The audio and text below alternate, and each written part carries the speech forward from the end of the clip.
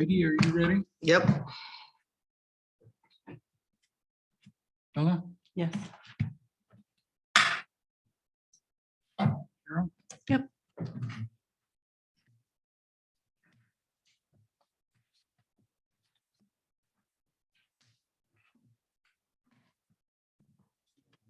I'll call this meeting to order at 9:01 a.m. Good morning, everyone. Welcome to February 17th, Whitewater 2022 Whitewater Township Board Budget Work Session.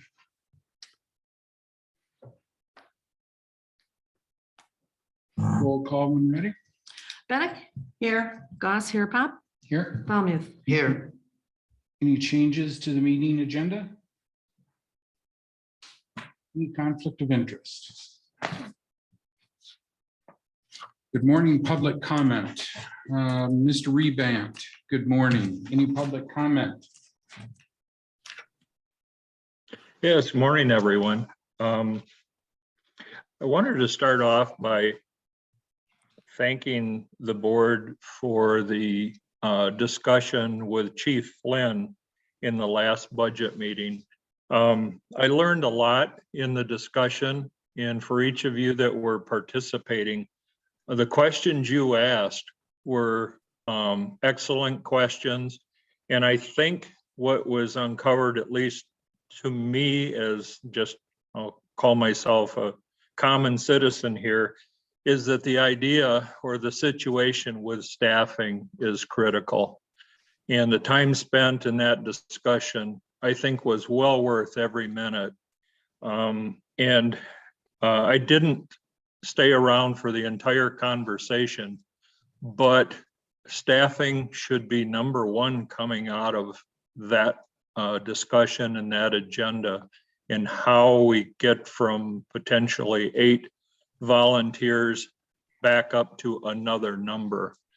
Safety is number one in that group, and out of all of the things that were presented in terms of financials, staffing stuck or jumped out as number one to me. So hopefully that is the same thing that all of you concluded.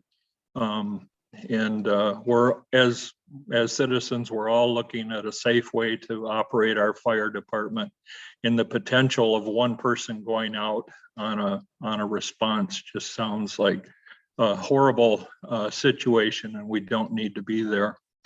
On the topics coming up, the Parks and Rec, and I'll just call it general administration. On the Parks and Rec, there's just a lot of moving parts, pieces that make up that budget. And I think sometimes, and having worked in corporate departments, we have way too many projects going on. And as a result, we tend to perhaps short shift some of those projects, or communications fall by the wayside because we're just trying to jam everything into a very small window of time. And coming out of this pandemic, God knows what comes next in the next 12 months. But I would certainly caution, all of the things that are on that list don't have to be done. And I'd probably ask that prioritize beginning with safety. What are the issues that clearly are safety issues, and make those the priority, and then work your way down, but remind yourselves that, priority is doing it right. And then secondly, on the pay increases, I think everybody in this economy, it has fallen behind, or potentially will fall behind, as we see inflation continue to grow. I would ask the board to be cautious about making 20% pay increase jumps all at once. We don't know where this is going. What I would suggest is that you look at maybe a 2-year or a 3-year set of annual increases that allow you the chance to, adjust accordingly. 20% jump all at once without knowing what this year presents itself would be troubling to me, but at 10% is better than the 7.58% inflation rate we're seeing. So at least for this year, they may be pretty close in being compensated. So those are my comments. I'm truly enjoying some of the discussions because I'm learning more about the township and the things that you guys are wrestling with every day. And it helps me understand some of the critical decisions that you have to make. And it is not an easy job. You have money that you have available.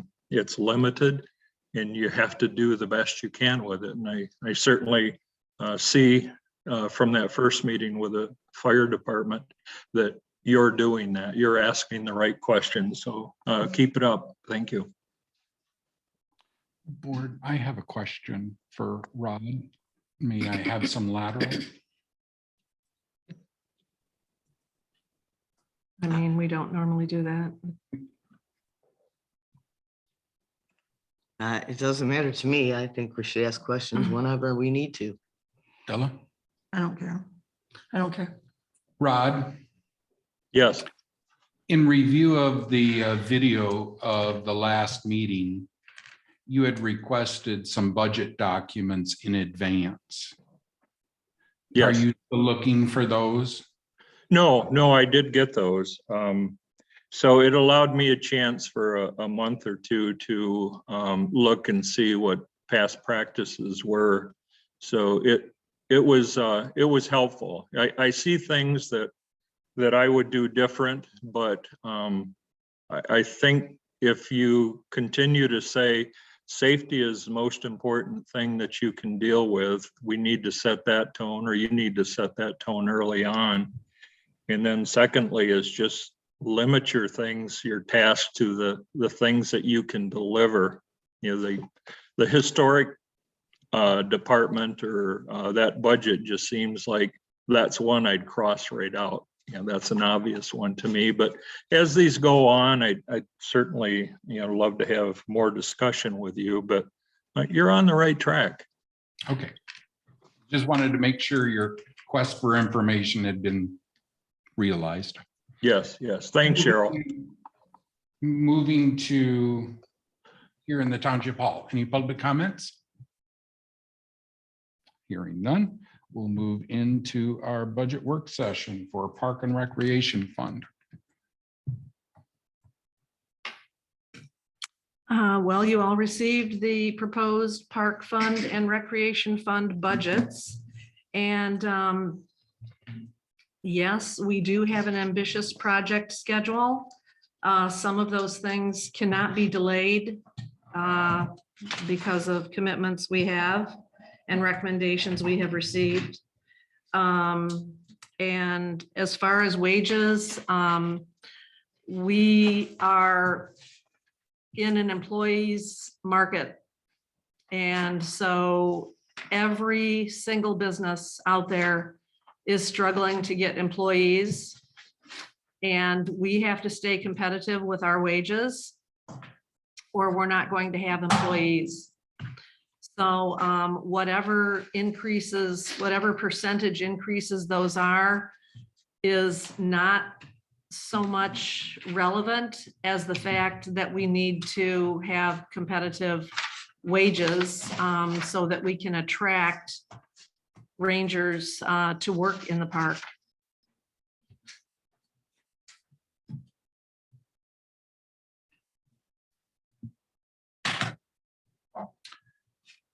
Anybody else? Well, I have a hard time going up that high when we're not even paying our firefighters that much. So we seem to jump. Well, could we just go through the line items? Well, that's kind of what I was thinking, Yeah. Ardella. That's fine, whatever We you seem wanna to do. jump right to the end of the packet rather than Yeah. the beginning of the packet. Do Yeah. you kind of get I'm that one of same those things feeling? that start from the top and go down. Yeah. Even if it's the bottom up, it's all right. Bottoms up. Just a pattern. I was simply responding to Mr. Rebant's. Sure. No, I get comments, it. But yeah, I'm expecting to go through the budget, so. Okay. Do you want me to explain every line No. item? No. Okay, No, I will say that we did much better in the year of pandemic than we thought we were gonna do. When we originally budgeted for 140,000 and we went to 184. yeah, That's, that's really the second year of the pandemic. yeah, 2020 was the first year, and those are 2021 figures in the center there. right. on page 5, I have no appetite for playground, pit toilet, new sidewalk, or cameras. Unless we have site plans first. And these are not engineered drawings. These are conceptual drawings. And so the playground repair improvements, those have been kind of underway for 2 years. So I don't think that a plan set is too much to ask. As far as the pit toilets, again, we looked at this, I don't know, what, 5-6 years ago. And the idea then from Park and Recreation Committee, if I remember correctly, was to have flush toilets there. And that was $140,000. $15,000 of renovation to those buildings, I think would be a waste of money. I think you start with new. Even if you made a flush toilet that had to be pumped with a holding tank. So I don't see that as a viable. Somebody sent me a picture that the ADA ramp has been partly dismantled, I guess is the right term. Who did that? One of our park rangers last year, Why? it was unsafe. And the pit toilet buildings are locked anyways. We don't use those. And what is left there now are the open joists, and that is somehow safe? Well, during the season, they have caution tape around them, so no one goes in there. So right now the pit toilets aren't usable. They were not last season either. No, we haven't used the No, pit we haven't. toilets in a couple, 3 years, I think, maybe. It's very unsanitary. I think we looked at replacing those pit toilets before and the cost was like, 140 grand. No, it was 125,000 was what the cost was. We were gonna go with a building proposed by Arrow Homes. But then I don't foresee there ever being a flush toilet facility down there, actually. It's very expensive because the health department was going to require us to pump uphill to the drain field, to the septic system. And that was a huge expense, boring under the parking lot and all that kind of stuff.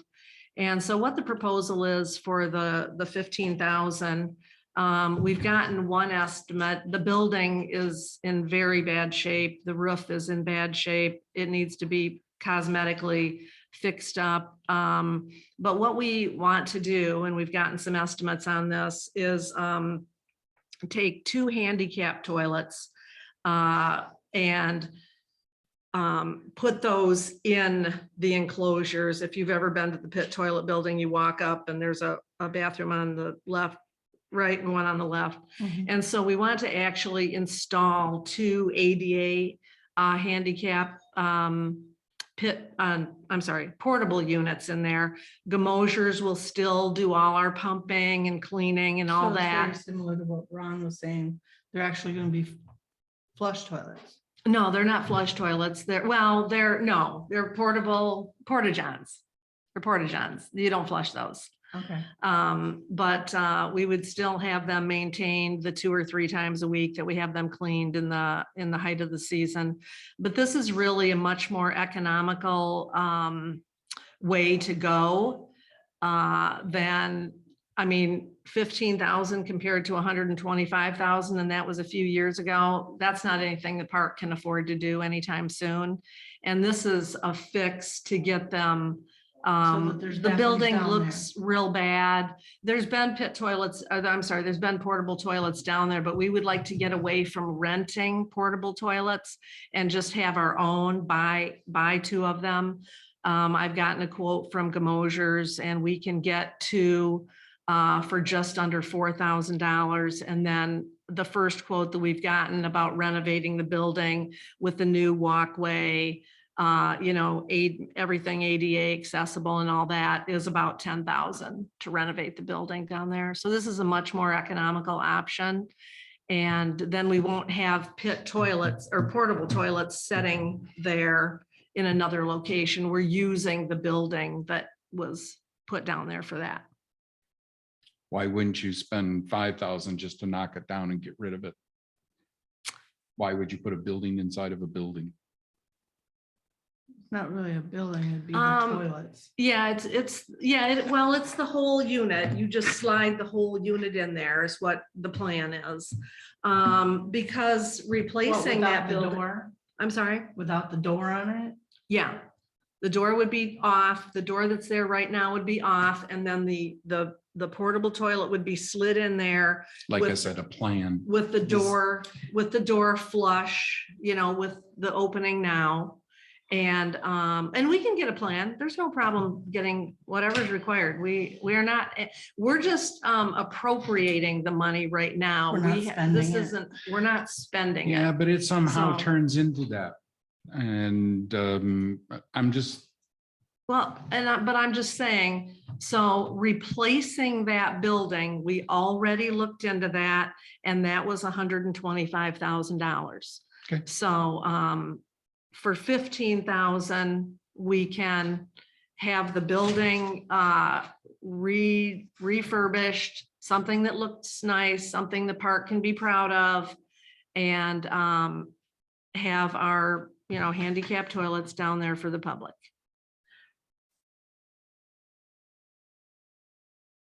And you're gonna do all that for 15 grand? I believe so. We'll be getting 2 to 3 estimates on that, on the labor part of it. I've already gotten an estimate on the portable toilets. I can get another estimate on that, but not really required to, because those are the cost is under 5,000. But yeah, the renovation of the building is very much needed. The ramp that was there was covered with green slime from, many years of a building being next to the water with all the moisture and everything.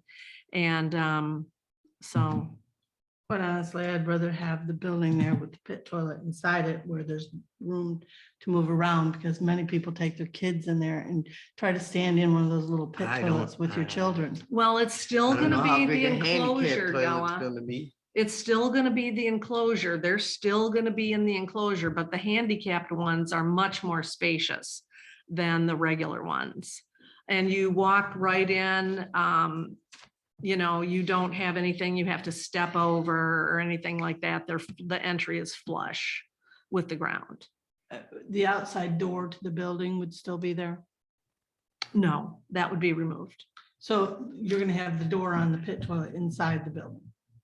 The door. There's gotta be a door uh, somewhere. The door on the portable toilet, as I understand it, Dan, will be flush with the wall that is actually enclosing. So, see what I'm So saying? there is not, how big is it? I'm sorry. the need for a plan has been established Yeah, here. I think we okay. need a plan and then So costs. get us a plan Sure. And and we're then we'll talk about funding. Well, I But- thought But we were we gonna need- start from the top and go down. How did we Yeah. jump to page 5?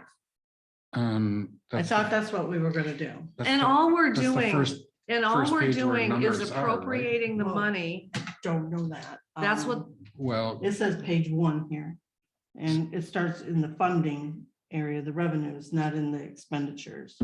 oh, I So is see your there any point. que- I see your point.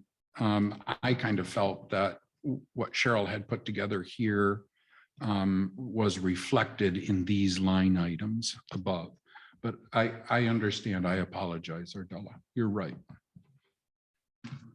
So back to page, So Ron Two. went to the capital expenditure line item, in other words. right, 970.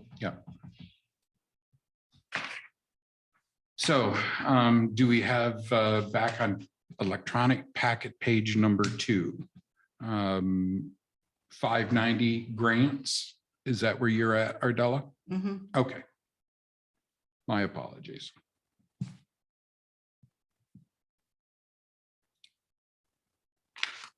Any questions with 626? There's quite a, I'm not in 626, 628. Boat ramp fees, because we're raising the, Yep, okay, the boat ramp fees went up about 50%. They were $5, so they're now $7.50. No, we approved 8 Okay. for the daily. That was done in January. All the fees for the park were set in January, yes. Mhm. Yeah. Okay.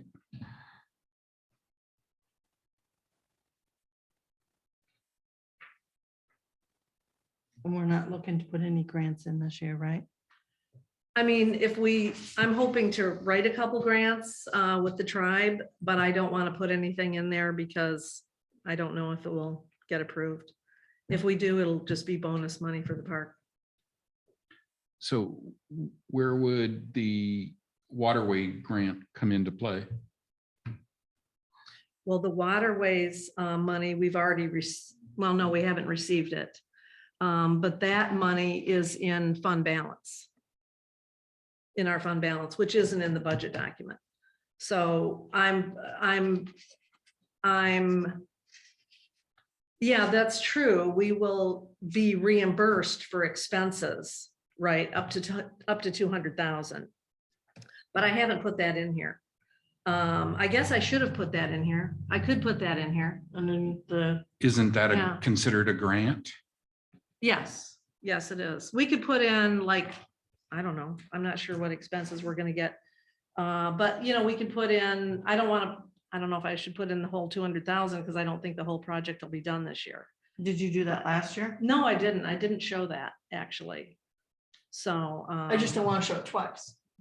I don't think we did because Well, we'd we already, didn't, because see, it's not in there. we'd already known that it was being postponed because of COVID, right? I think that decision came down in late 19, if not early 2021. I'm 20, sorry, 20 is 20. when COVID Yeah, was. yeah, I apologize. Right, Yeah. and we were prohibited from working on the project for several months. in Yeah. 2020. So, I mean, I don't see anything wrong with putting the full 200,000 in there. I guess I don't have a problem with that.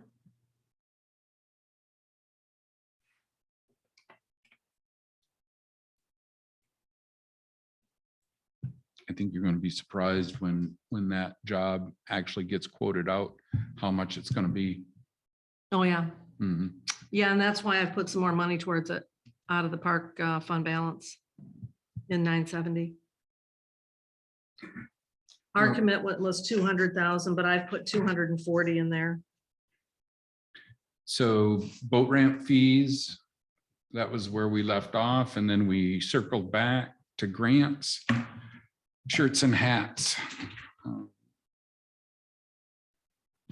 Are we kind of missing the boat on merchandising? We don't have any room to display merchandise right now. Okay.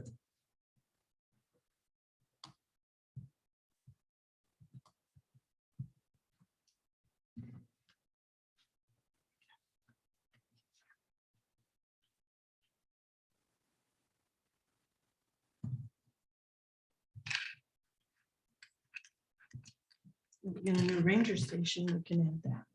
That's what we're hoping. Any question on reservation fees? How about ice sales? I'm sorry. Do you think there's a question on park reservations, if it's going to be up this year or down this year? Do you have an opinion? Well, judging by the number of phone calls and emails I'm getting, I know lots of people are ready to book sites with us. So is that the true question, Ardella? That is because, you know, we have an increase because of the rate increases, but also if you look at, I'm just looking at past history, the revenue of the prior year, I mean, there's a huge increase. People are back to staying here to vacation. So instead of going to some other state, downstaters are coming up. People are using our parks more than they have. Yeah, most of it has to do with COVID, but I was looking, do you think that trend is going to continue? Yeah, I do. Another thing that I don't know this for a fact, but ever flowing water, you know, we turn away a lot of people, first of all. And especially in July and August, we are booked solid. And so we have the people we're turning away. We're normally sending them to either Barnes Park, Timber Ridge, or Ever Flowing Waters. Ever Flowing Waters on Brackett Road took a really bad hit from the August storm. And I don't know if Dan has talked to the guy or not, but last I knew, he was not planning to reopen Ever Flowing Waters. And so, you know, here again, that's one less place that we can refer people to. But I think the demand for camping at Whitewater Township Park is going to remain steady. What prompted my question, she answered. Okay. Okay, we don't have much more headroom to expand because we're full. And so the reservation fees are probably capped out right about where you see them. Unless you up the prices, they're gonna Yep. just sit there. Now, June, July, August, is that what you indicated as being full? July and August, when the Okay. reservation site goes live, a lot of the July and August weekends will be filled up. But then we get cancellations, you know. Sure. I People understand. don't get their reservations fees back on a cancellation. That's a non-refundable item. So then we book the site again and we get the reservation fee again. Mhm. So there's a lot that goes into, you know, the reservation fees. I guess I Um, took from Headwaters, not, is it, it's Headwaters. right? Ever Flowing Waters. Ever Flowing Waters. I guess I took from that during the time where you're not booked, you may be, because they're not open anymore. Yeah, exactly. But we're probably nearing the end or the cap on that line item.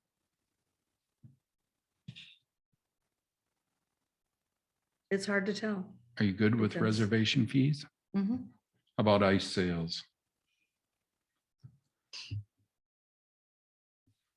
Top sales? We don't sell top. That's just an unused line item. And how about wood sales?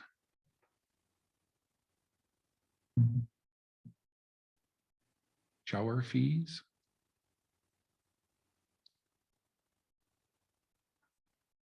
Fell short quite a ways there over last year's projection. Well, the cost went up, but I think some people were getting around the shower thing.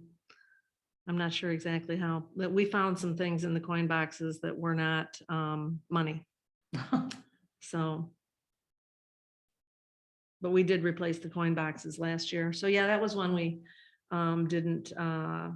didn't reach our goal, but Still Interest, ahead of the year before. yeah, it's up over the year before by quite a bit.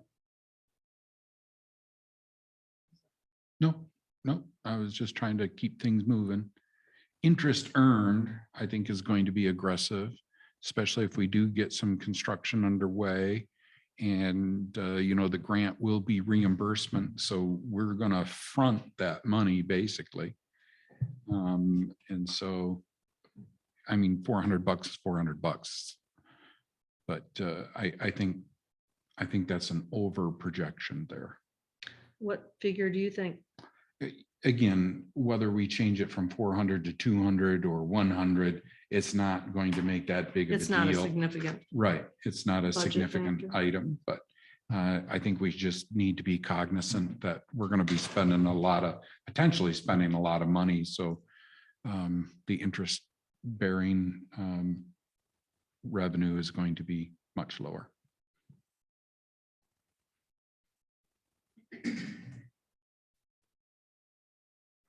And what did you have for other revenues, Cheryl? Other revenues, that is like garbage, fire starters, and non-camper dump station fees.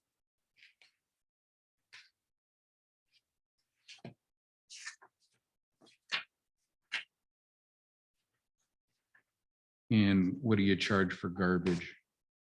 Well, it went up this year. I don't have my rate sheet with me. I think it went up to $4 a I bag said 5. from $1, 4 or 5. It went up I think it's substantially. 5. Yeah. So I'm just being conservative there.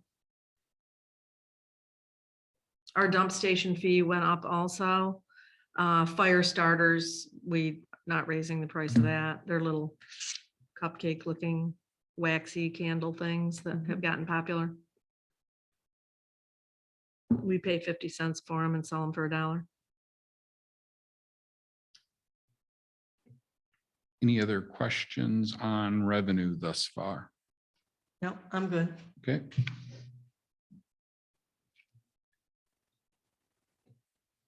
$702 line item.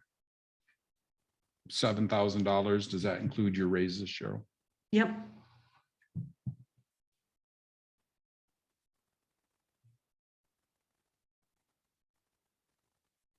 That's the Parks and Rec Administrator, comes out of 702.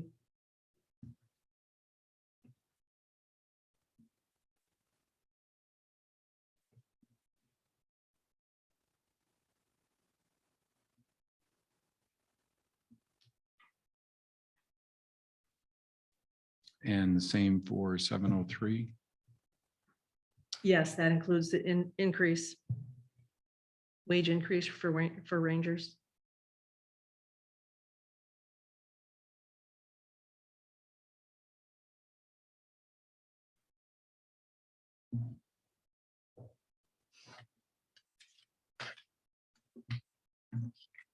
I'll deal with that, I guess, when we get to your written statement later on. Sure. But I kind of agree thus far with the public comment that we need to think hard and long about that. If we thought a huge increase was going to be submitted, then maybe we should have taken the revenue side or the camping fees and raised them equally. Or maybe instead of the about 10%, maybe we should have went up 15% to accommodate the additional wages. And you sent me a document late yesterday regarding how many hours were worked. Was that a full staff? I mean, were the shifts full? Or Well, actually, last year we could have used 2 more rangers. sure. Yeah. And so I was trying to get to that point of Mhm. staffing, Yeah. right? I mean, this seems to be Yeah. a theme everywhere. Oh, it is. Not, It's a not huge just issue. at Whitewater Township Park, but in the fire department and to McDonald's. And that thing I sent you about wages, I have pulled a lot of shifts myself out at the park.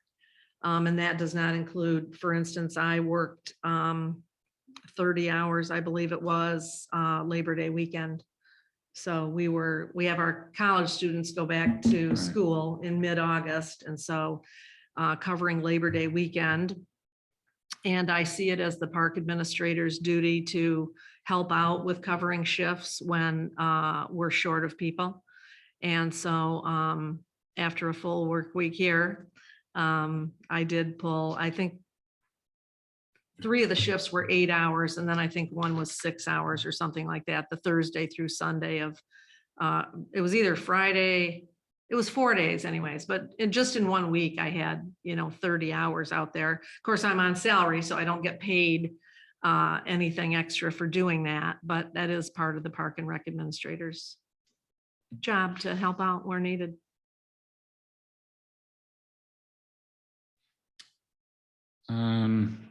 Social Security, Medicare, any questions there?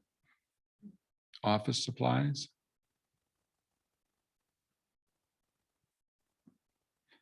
Postage? Line item 729, license and fees.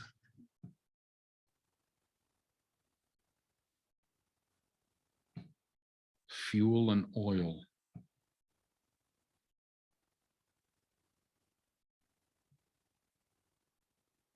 Operating expense and supplies.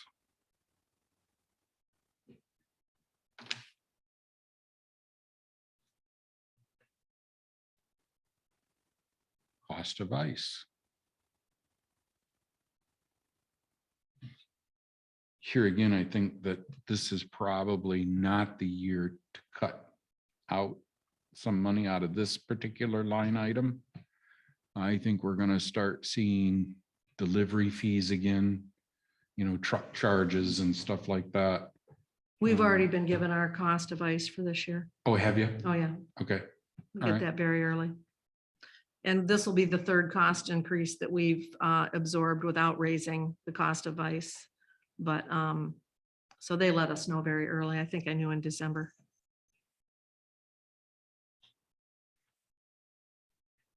And what is the cost for ice? I think it went to $1.30 something a bag or something like that.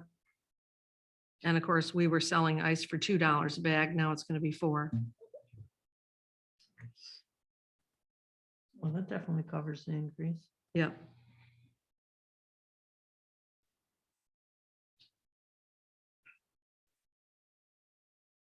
And so my comment was more along the lines of the delivery fees. Yeah, the delivery fees are included in that cost. They are. Yeah. Okay.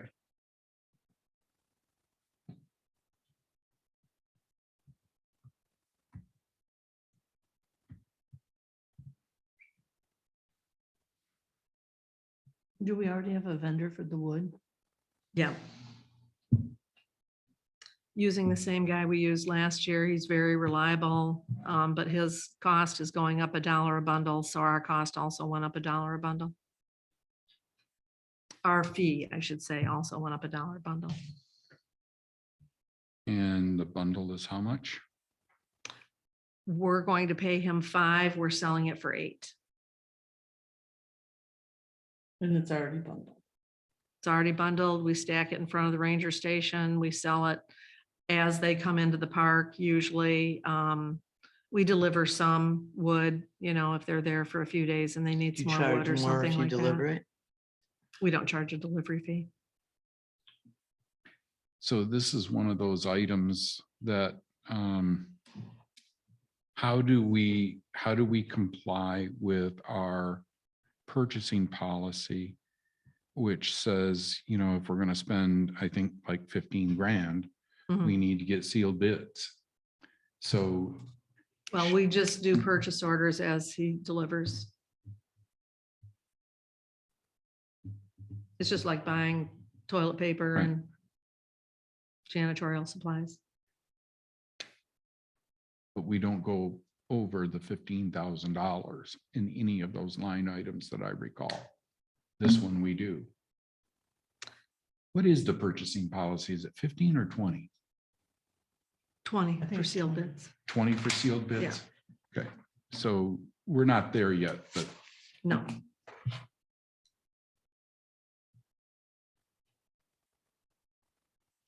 any question on uniforms? Line item 748, sales tax, any questions?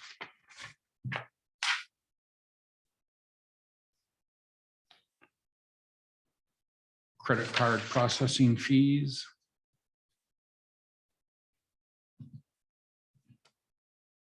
What's the percentage rate on those now, Cheryl? They vary.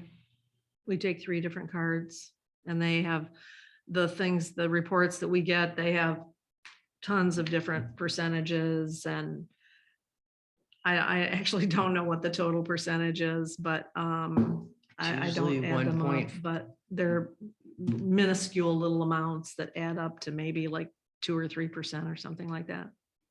Or about $5,000 a year. Yep.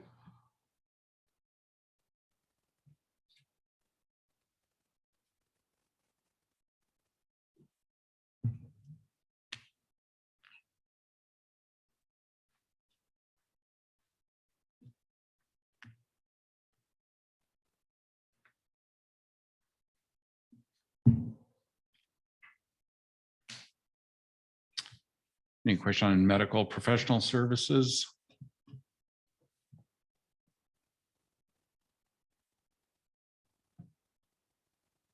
Lawn maintenance services? Again, here's one that we're going to violate our purchasing policy on. No, because we have a contract. Yeah, We have a contract with Ben Lawn and Order for that we signed a 3-year contract with him last year. so then this can actually go back down to 5,000. No, there were increases for the 2 years. And then if we ask him to do some extra mowing or something like that. But just because we have a contract, how does that, Well, the contract steps up each year a little bit. I think, is that what you're Yeah, the saying? contract steps up a little bit each year. I mean, we might ask him to, mow an extra time in the campground or something like that. We usually have it done once a month, but we might, for some reason, if we've had a ton of rain like we had last year at, later in the season, then the grass grows more and may need to be cut more often. So his contract is a per time contract. and when is the contract due? This year? When is it due? Yeah. It's obviously not an evergreen contract. It's a 3-year contract. And when is it due? What year are we in the 3 years? Second year, Okay, so it's Yeah. due next year. the following year. It was for 21, 22, and 23. Well, in 23, we'll be looking at something for 24. And we really need to have that process take place in the fall. Because in the spring, it's too close to the mowing season. We really need to move that to the fall so that we have someone in place in the fall for the following year. And the reason you'd want to do that during that instead of just before budget time is because you need to be able to show what we have. Well, that's just it too. Yeah, you can budget better if you have that already lined up.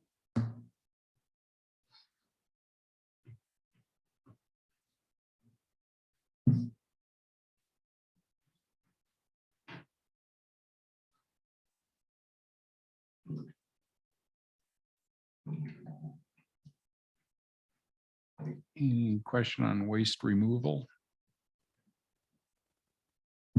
That cost went up a little bit this year.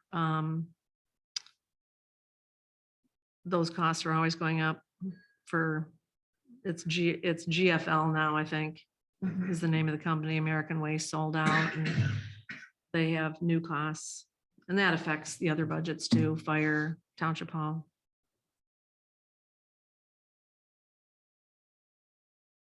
So that's taken into account in there.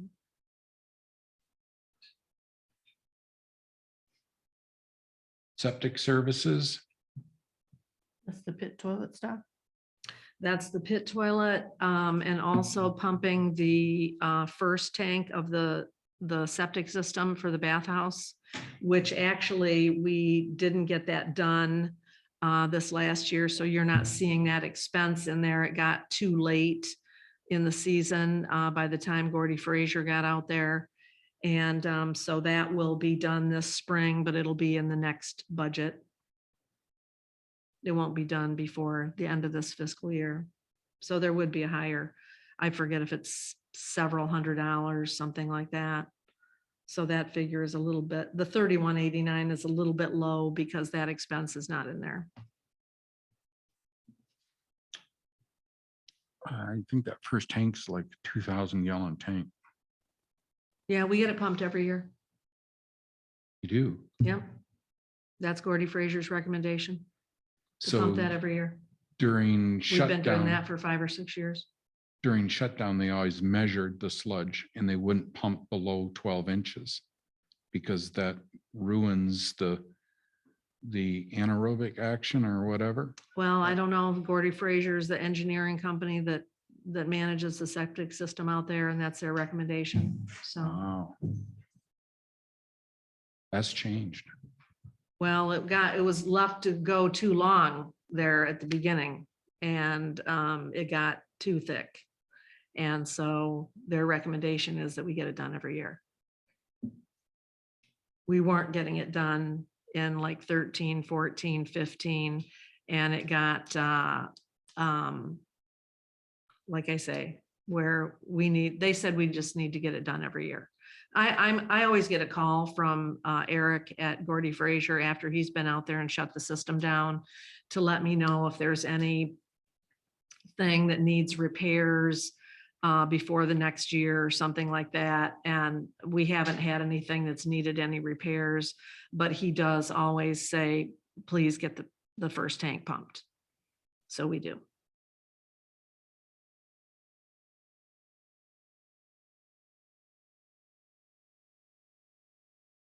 We spent quite a bit more on internet and website the year before than we did this year.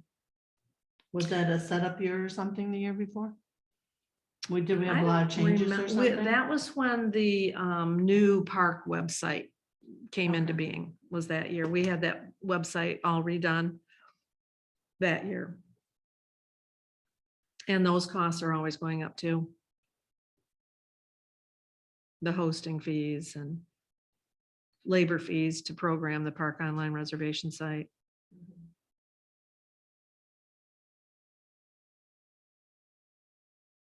But they're still quite reasonable, I think. Any question on mileage reimbursement? What is that for? That's for if a ranger has to go to Menards or Home Depot or something like that to pick Gilroy's or something. something up. Yeah, they can not everybody turns in mileage. I don't turn in any mileage for the park.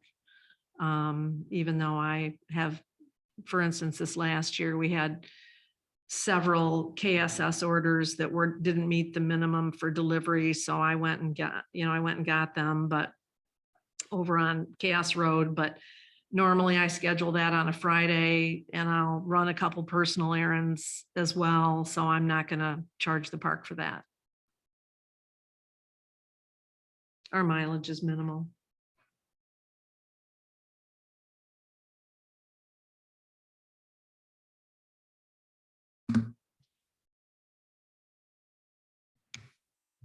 Printing? That's for printing our brochures. Electricity?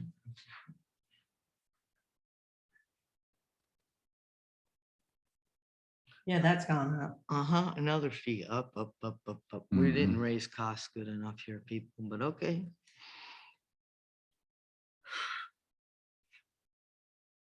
Telephone? Cell phone? You ever thought about just combining those two? No, we need a cell phone for the park. And actually last year we got a new cell phone from AT&T and went to the $14 a month plan for unlimited everything. So we're just only paying $14 a month for cell phone. That's what I meant, drop the landline. 'Cause then- No, we still need the landline in the ranger station. How's that? What's that? Why is that? Because the cell phone is oftentimes with a ranger out in the park. I see. So we have to have the landline too.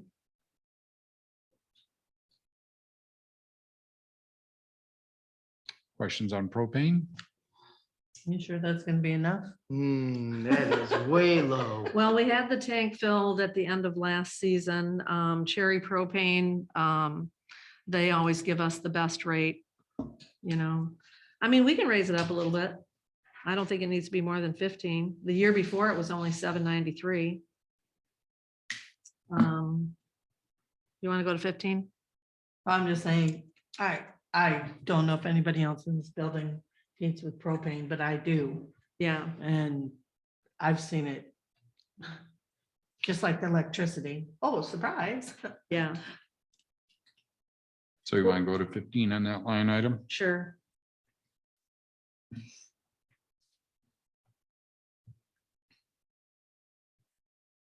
Facility repair and maintenance. Looks like we got a pretty steady increase there over the years. Yeah, the cost of maintenance continues to go up.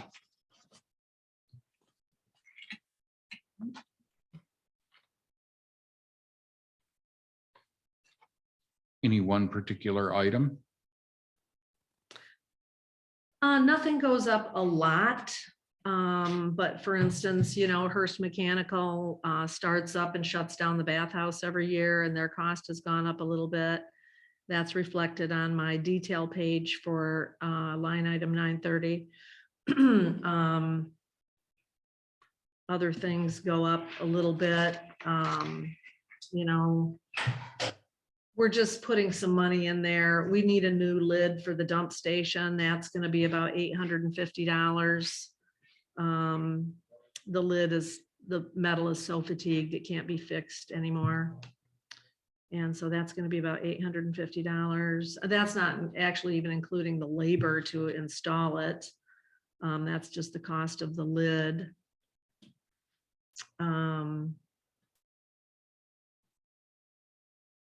And some various other things that we want to do out there. You know, we have to keep the fallen trees cleaned up.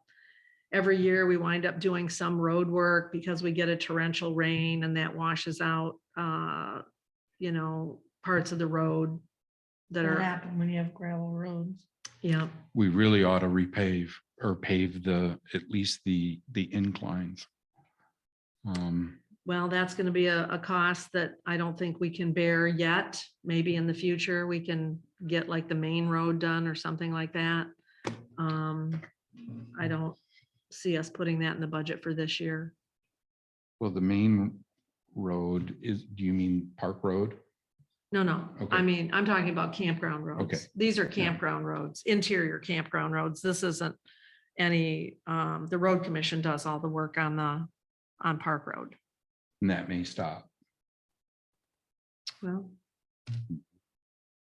because they're really keeping a close eye on what they believe is public road and what they believe is private road. yeah, Matter of fact, they took off East Sparling Road out of Fife Lake, took it completely off of their maintenance list. interesting.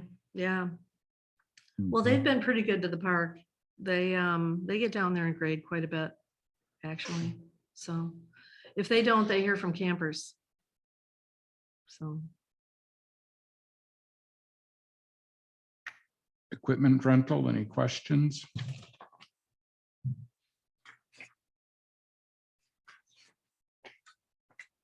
Capital expenditures, any questions? So we should probably go to capital expenditure detail list. Is that what you're Yep. recommending? yep.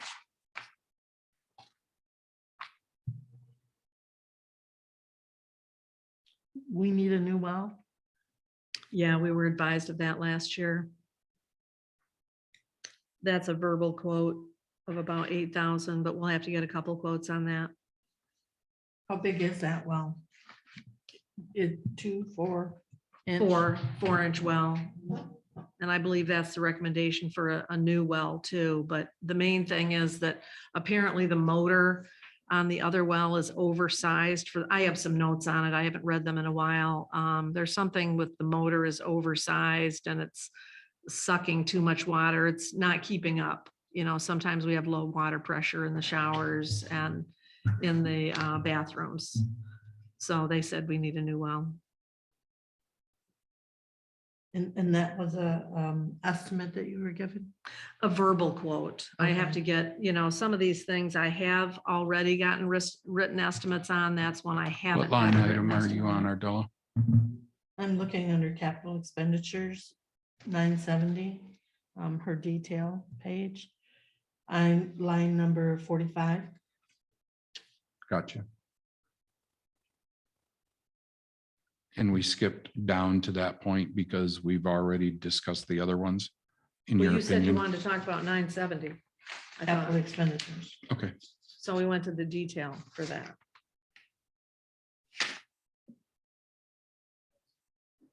Yeah, these, I got a quote on surveillance cameras at the boat launch. You know, whether we actually do that or not, but I wanted to get a quote on it. I wanted, you know, it's research. I wanted to find out how much that would be.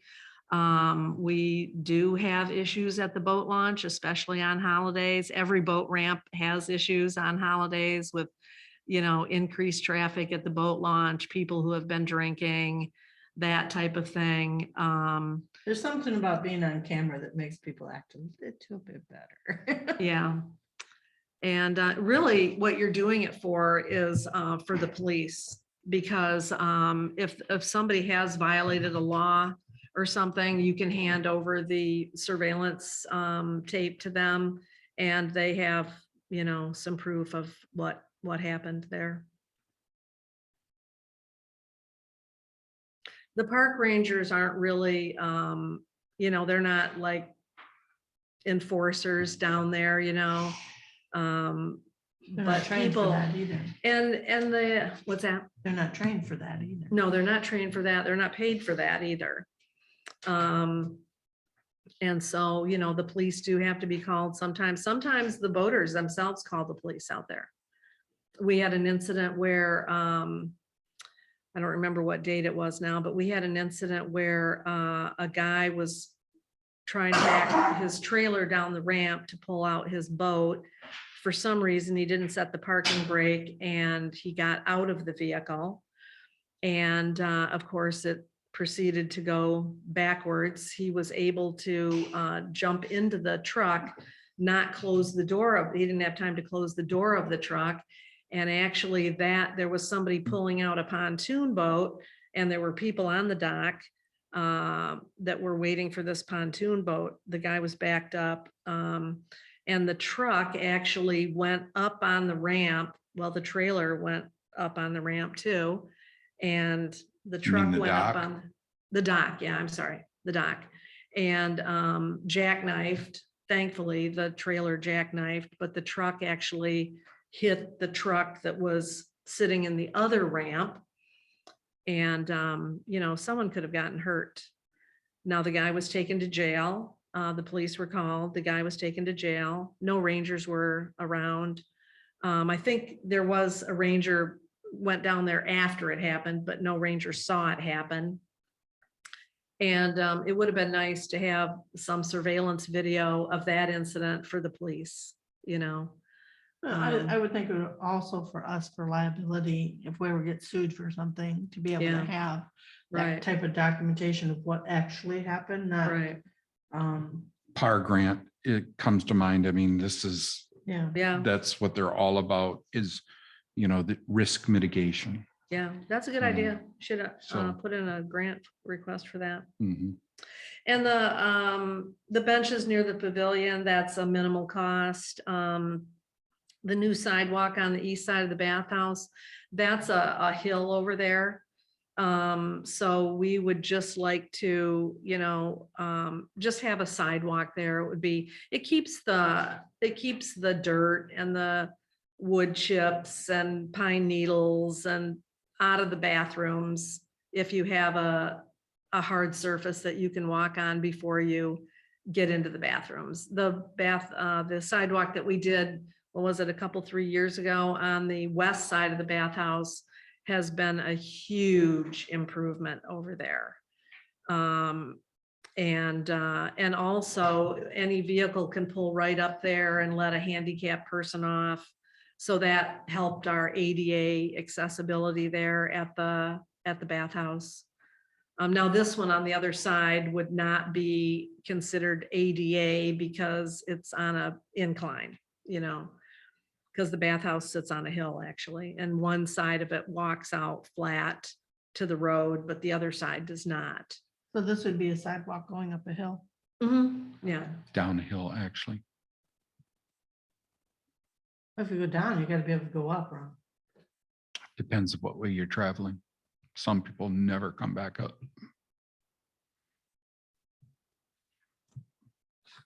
Well, my only concern is with these capital expenditures, once again, that there are plans submitted to the board in advance and that no work begins beforehand. We just got I'll bring it to the board at the next board meeting. We just got final plans and project manual for the boat launch. Just this week were emailed to me, so I'll be bringing that to the board at the next meeting. And I will just tell you too, that as of, let's see, I'm not sure where here's my sticky note. So obviously the park fund does show an operating deficit, although it's going to show much less of an operating deficit now that we've put that 200,000 in there. But as of December 31st, the park fund had almost $330,000 in it. So that's without any revenue, that's what the park has on hand right now. And I see that the two items I called out earlier on line number 28 and 37, you have included under repairs and maintenance. So I'm going to bulk on the 56,390 number. I'm not going to approve any of the playground repairs or the renovation of the pit toilet.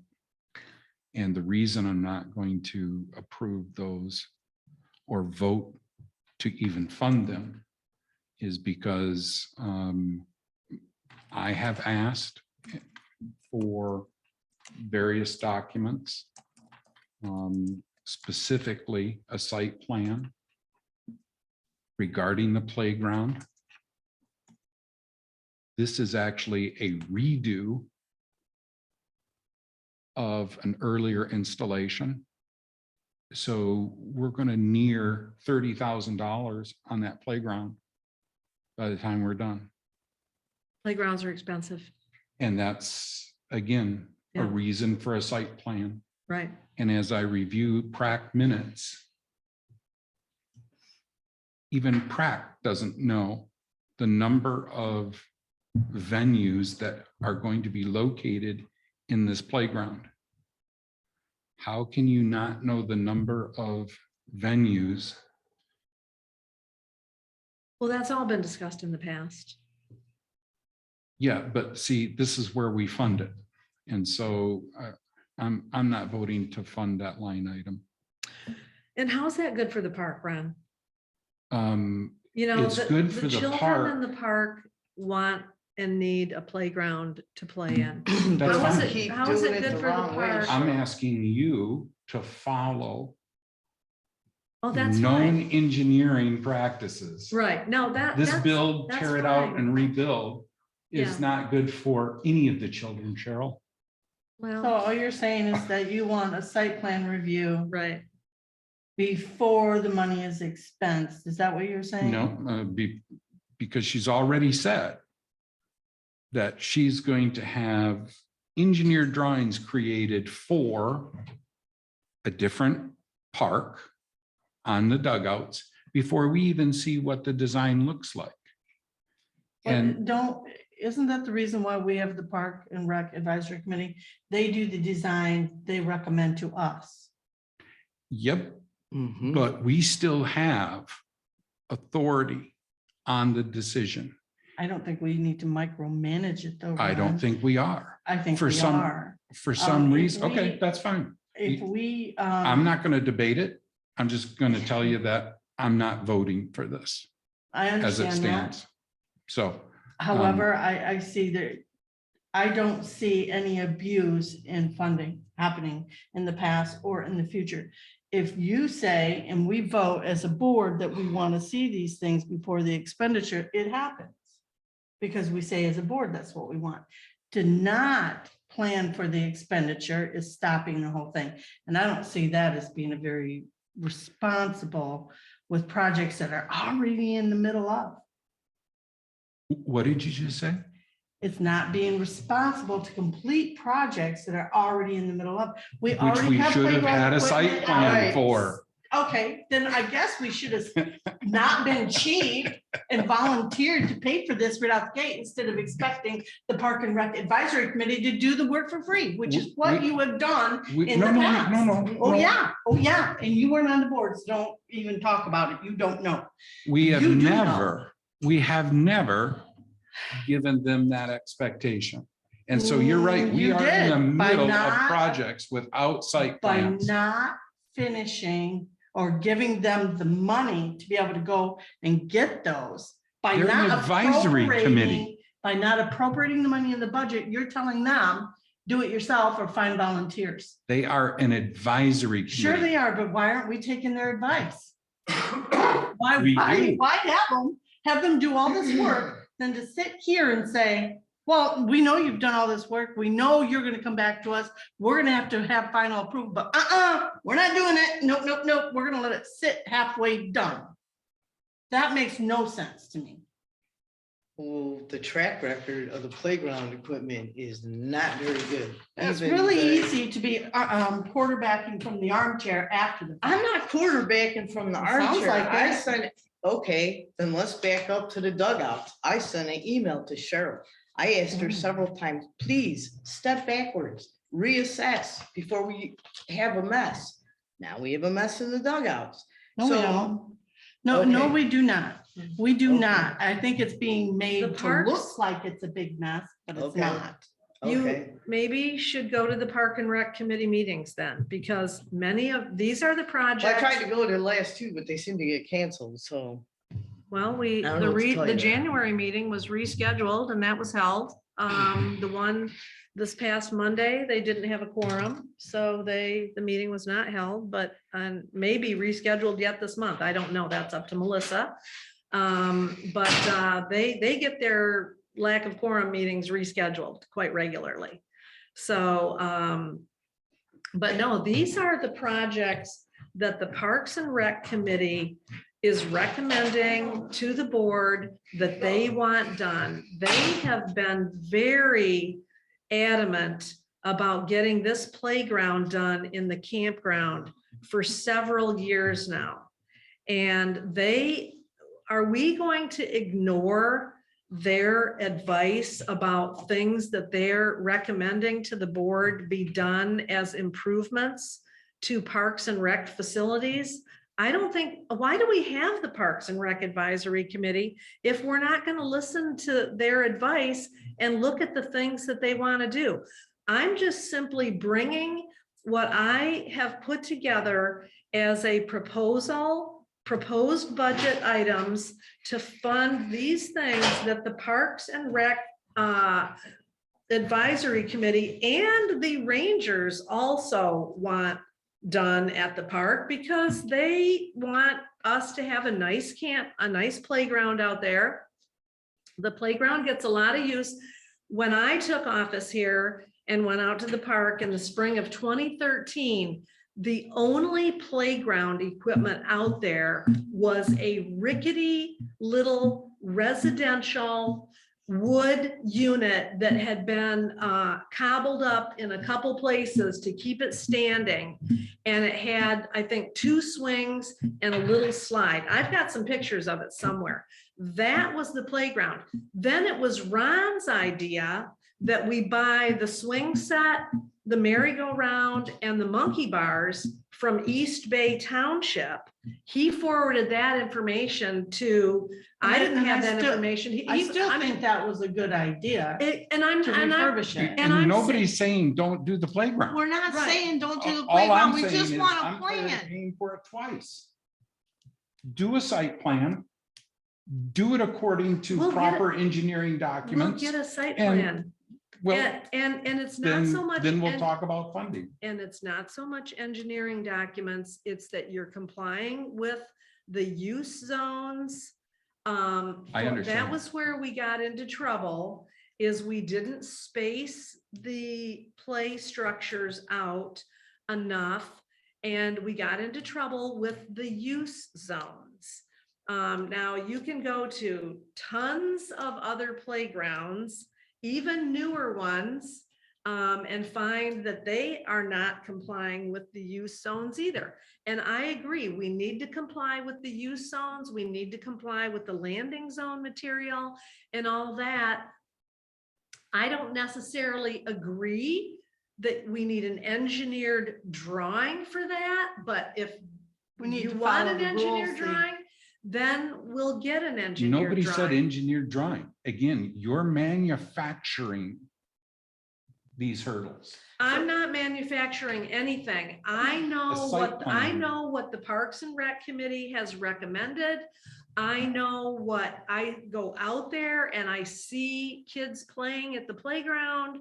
And we want to have a nice playground in the campground. We took out the playground at the beach because that was very, very, very old, dangerous equipment.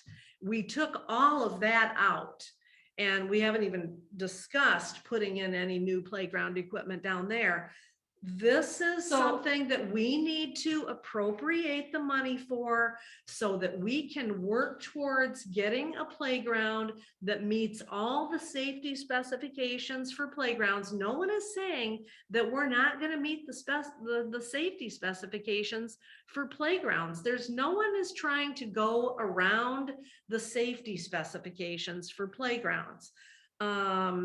But we need to appropriate some money towards this project so we can move ahead with getting the proper plan that meets all those things. So what you're asking for is a sheet of paper, a site plan that shows, here's the merry-go-round, there's 15 feet between this and the swing set.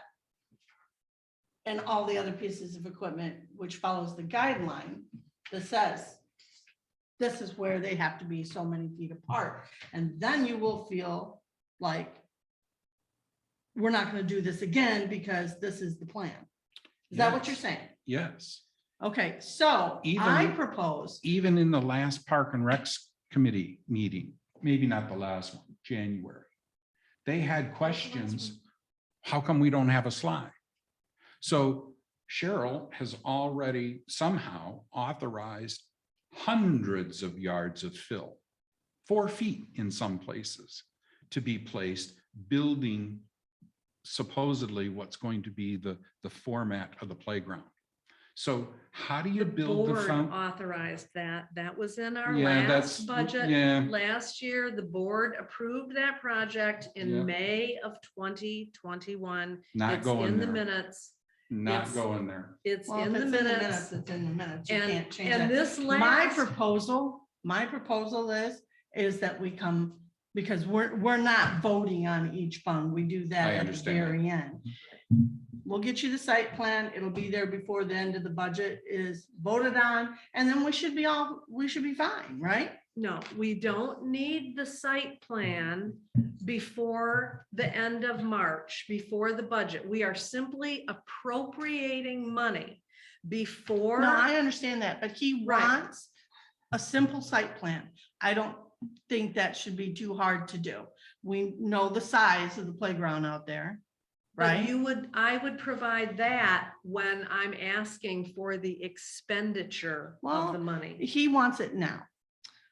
Okay, I mean. Tomato, tomato, I guess. and actually, one of the problems, but we'll get it.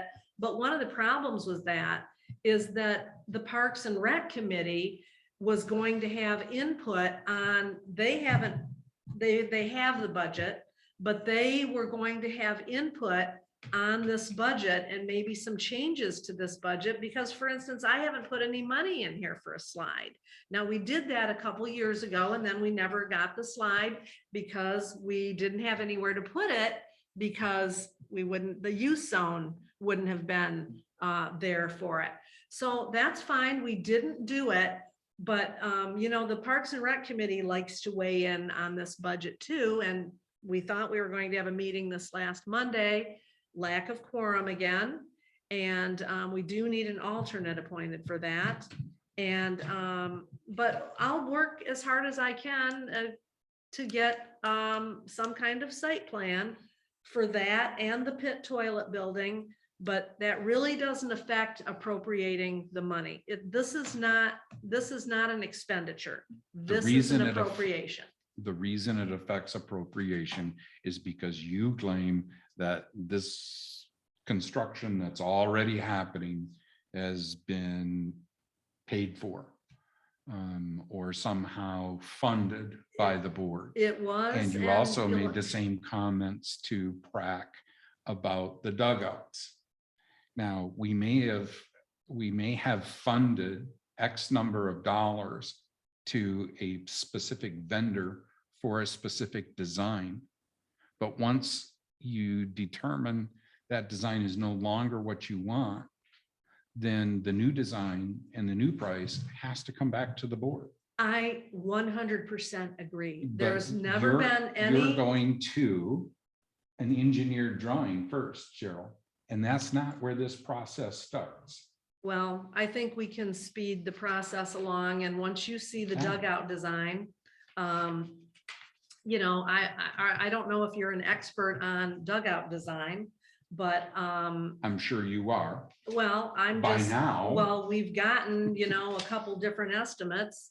And we couldn't come to agreement with Perfect Fence. In fact, the last thing with Perfect Fence, they were supposed to supply another drawing. They never did, so we have moved away from them. But I agree it needs to be approved. I agree that. Mhm.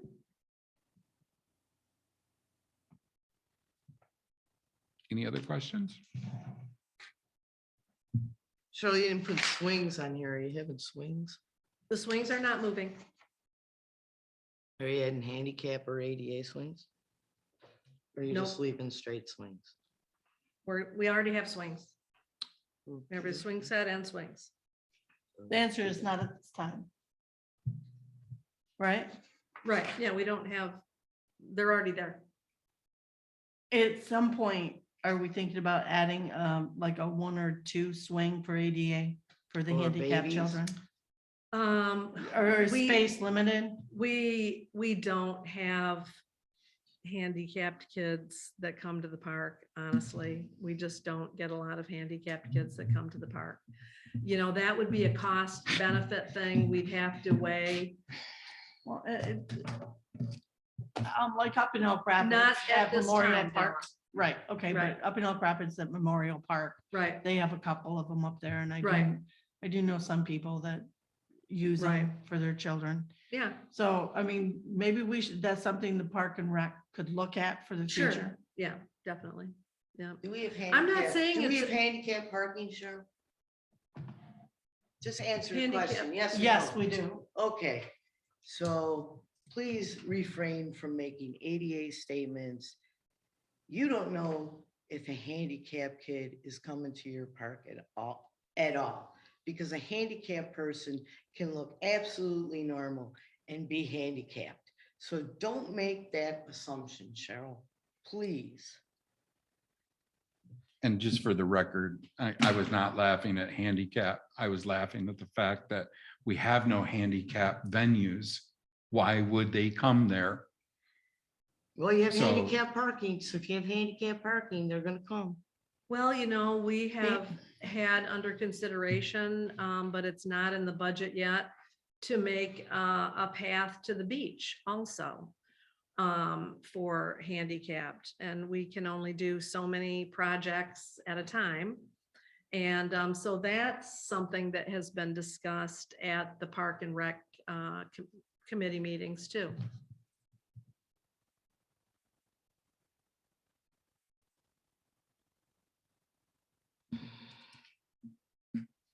Are we good with park? With these 2 things? Yeah. But clearly understand, you know, where I am at. I think we understand. Okay, so when we get to 321, don't be surprised. Cheryl, I have a question about the beach sand. Mhm. Is that to fit the small beach area? Yeah, it hasn't had any sand added to it in a few years, Um, and I we've think had you're gonna erosion. yeah, you have a lot of erosion. Yeah, all waterfront properties do. Okay. You seem to be the expert. Then how much is your permit cost? And how much is it gonna cost to fix the erosion? Well, we're not going to, we're just gonna put the sand up at the top. Okay, stop we're right not. there. I was under the impression that anytime you're close to the water, there's rules. You can't move a rock, you can't move a stone, you can't put sand in. You're gonna still have to apply for a permit to do that, Charlotte, and you're gonna have to probably get with it. What is that? EGLE, Eagle, however they pronounce it. Because if I'm fishing and I can get a ticket for removing my lure that's stuck under a rock, you're putting sand in. There's a big difference. Well, we're not gonna dump. If you're putting it at the top, you do not have to pull it. Okay, putting it at the You top. dump it at the top and let it naturally wash down, or even if you push it. you Okay, do well, not- right now, if you walk out there and look at the beach area, you can see all the erosion Heidi? blanket. Yes, Please do not engage the public. okay, sorry. What You I will can't tell talk to you us, sir. is that soil erosion is going to require a permit. Thank you. Anytime you're working within 500 feet of a stream or a body of water, Sure. you're going to need a permit. Well, this township has added sand to that beach many, many times. So Mhm. whatever the procedure was, we'll follow it. Yeah, exactly. And also where we wouldn't dump sand, right? You know, I am out there and check on the beach several times a year.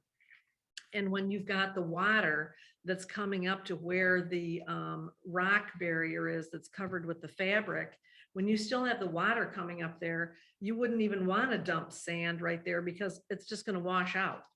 So that'd be a waste of money. So you would put the sand up at the top. I realize that, Right, Cheryl. and we'll get all the permits that are required for that.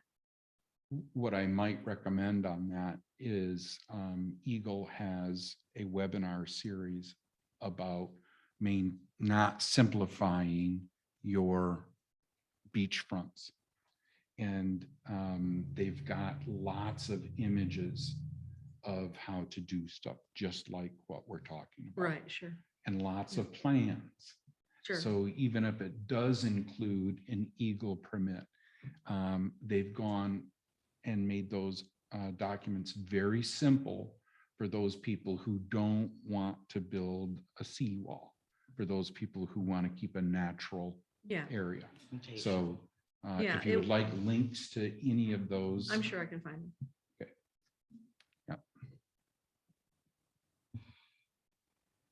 Any other questions on waterfront, Heidi? I don't know if that's enough money, but okay. I know less than Cheryl does, so. Well, what was our last soil erosion permit? $25. Yeah, I'm more worried about the damage that the water's caused that you're gonna have to fix. Okay. Just wait and see what happens. well, you may want to There's get already a rocks. shoreline approved contractor to give you ideas.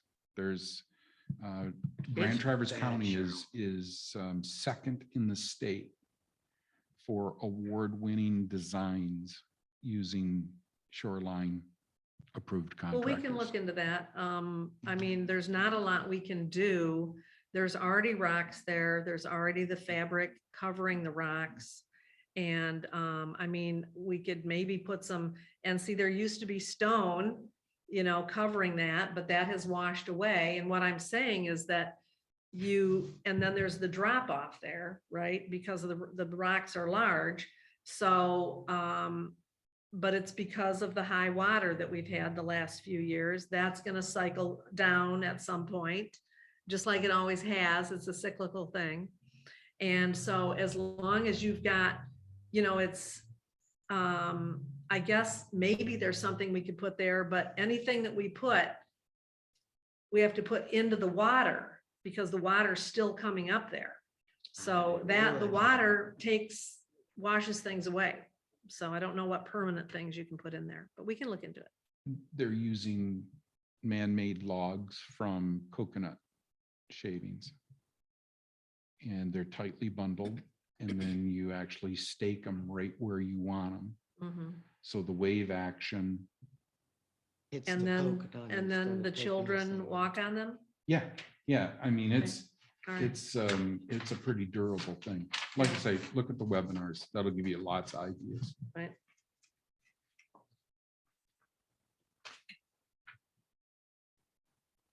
Are we done with park?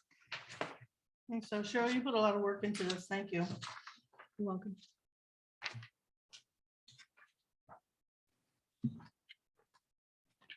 Do we want to go through revenue? I'm not sure I'm interested. Well, you want to just go through it line item by line item. That's fine. Any questions on 402 property taxes? No. Okay. Any questions on penalties and interest? Grants and public sources, private sources, I'm sorry. That's what we got for the banners last year.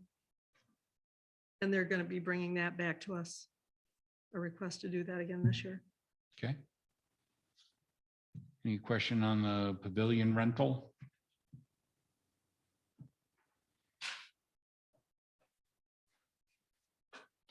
Any question on the ball field rental? The Elk Rapids Youth Baseball does want to make use of the lights this year for some games. And so I went back and pulled out the old ball field lease that was used when men's leagues were playing there. And so we would have to take a look at that again and see if we're going to charge the teams for using the lights. How much did you charge? I don't remember what it was. Actually, I think what it was $75 a league for the season. But that was back in 2008 or 9 was the last time the ball field was leased.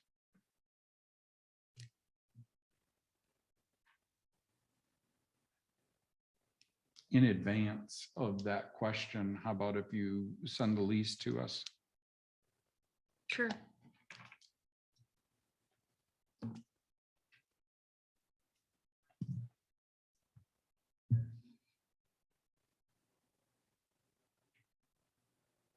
How many times a year did they want to use it? Well, they haven't indicated the number yet. The lights were turned on for them, I don't know, 5 or 6 times last year. Halfway through the game because, but the kids really get a kick out of it. And they think they're major league. Playing under the lights. Nothing for pop sales, Yeah, we don't sell pop. interest earned. That was when there were pop machines at the parks, but those have been gone for ages. Question on other revenue.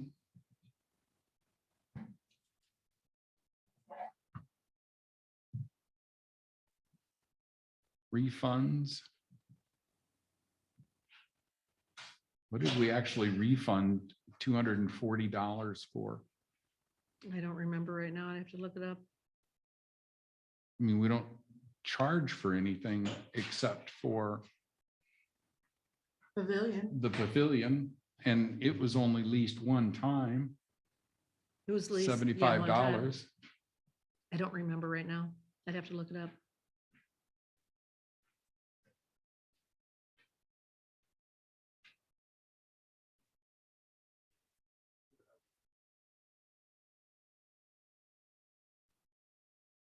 And looks like we want to transfer $30,000 from other funds. General fund.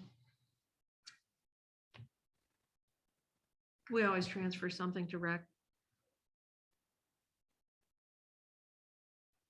So again, I'll reserve comment on this line item until we get down into the details.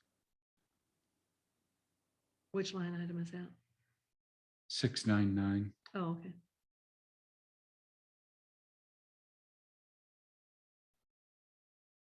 If we're transferring for the general fund, we should figure out a way to at least recoup some of this somehow. So Cheryl, you don't charge at all for using the ballparks? Nothing? $25? The teams don't pay anything? Well, Yeah. they if have it's it. for the school kids, we traditionally have not.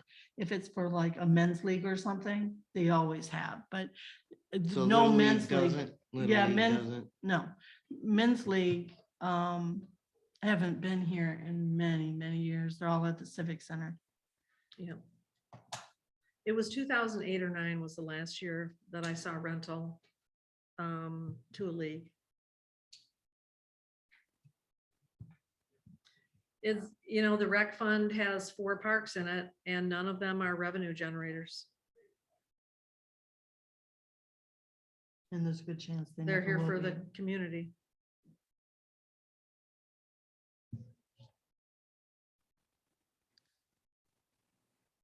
Are you good with that, Heidi? Yep.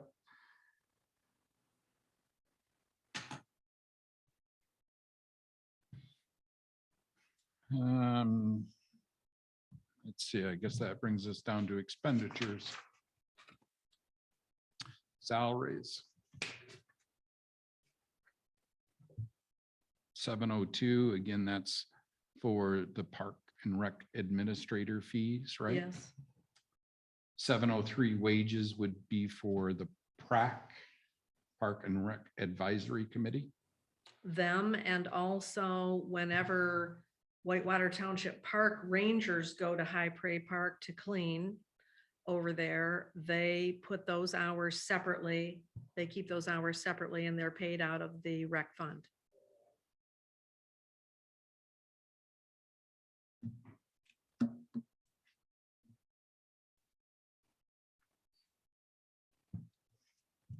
Also, Lois gets paid out of there for the recording secretary for Parks and Rec.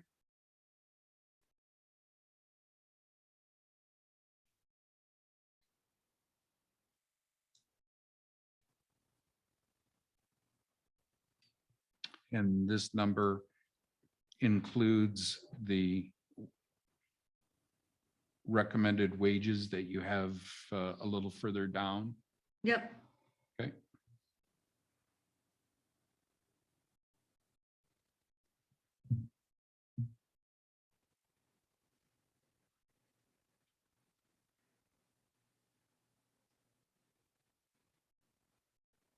Any question on Social Security or Medicare? Office supplies? Postage? Licenses and fees?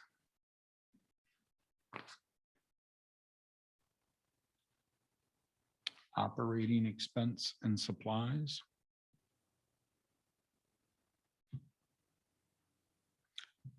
Does our water well testing come out of there?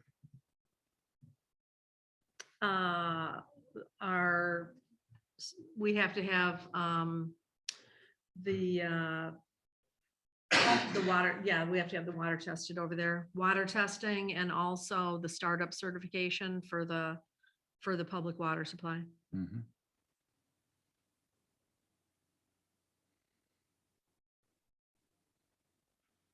Nothing for professional services. Lawn maintenance services, 8,500. Again, I think that's moving towards a sealed bid. Well, that'll be a good time to do it because Ben is not going to bid on our contract again. So he's got these 2 years and he'll be done. And really, what that needs to go to is a township employee that's doing all the mowing. We need that to fill that building and grounds worker position within the next couple of years, for sure. We have a lot of mowing between all the parks, the township hall, 2 cemeteries, 2 large parks, plus the 2, because that mowing, see that mowing there, that's for mowing, High Prairie Park, plus the parking lot at Tobico, the parking lot on Lossy Road, at the Cook Road entrance. And so, we need to move towards a township employed person for that.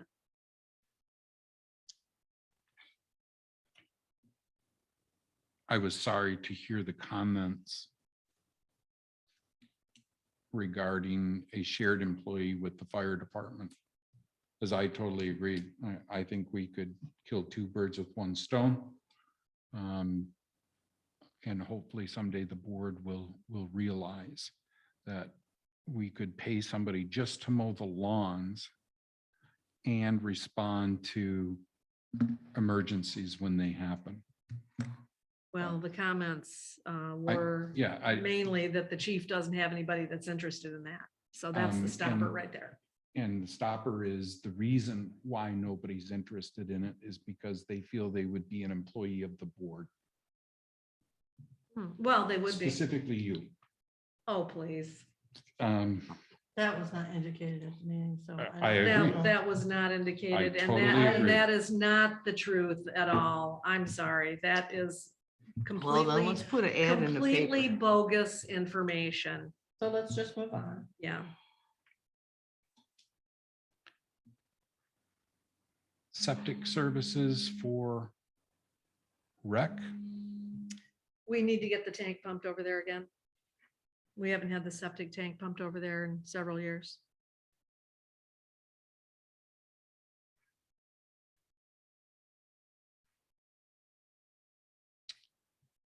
Mileage reimbursement.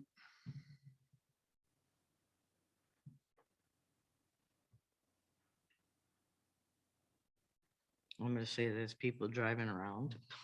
Well, we might have a Parks and Rec committee member attend some training somewhere or something that they would be entitled to get reimbursed mileage for. Like when the Rangers go visit, do they use their own vehicles? Yeah, they do. So, I mean, they should get mileage. They never turn it in. Well, that's up to them, but I mean, Right. they should.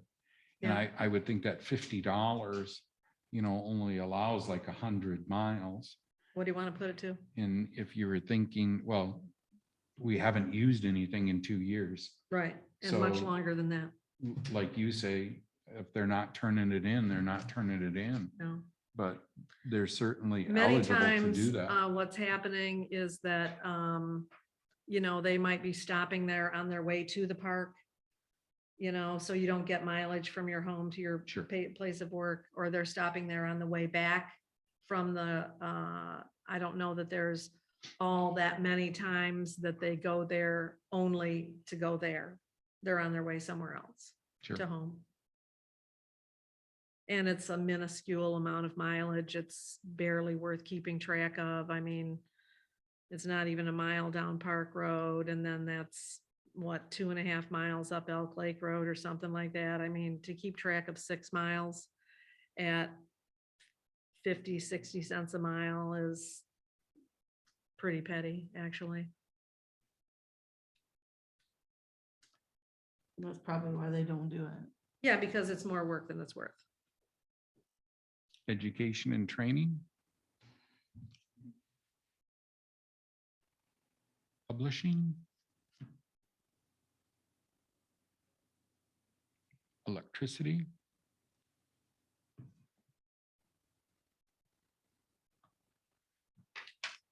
Facility repair and maintenance. That's detailed on the page behind the budget.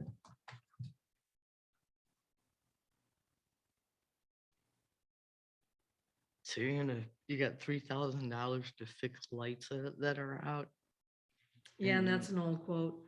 We have 6 lights out at the ball field lights. but we don't have anybody using it as of right now at night, correct? Unless the men's league comes back. Well, no, we have the youth that is using it a handful of times this season.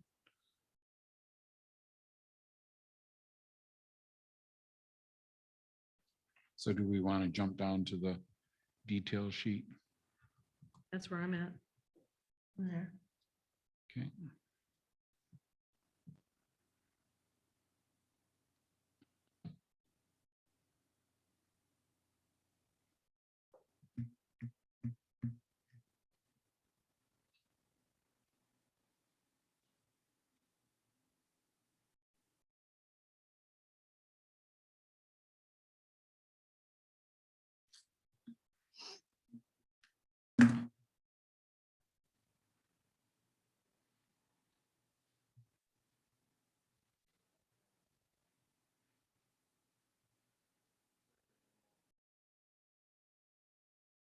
So the water certification is under facility repair and maintenance, not operating expenses. Yeah, I guess it is, yeah. Yeah.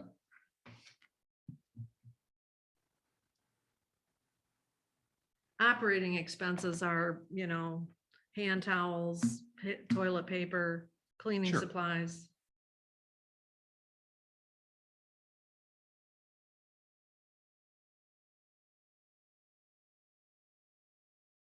Yeah, I'd be very surprised if $3,000 is even close to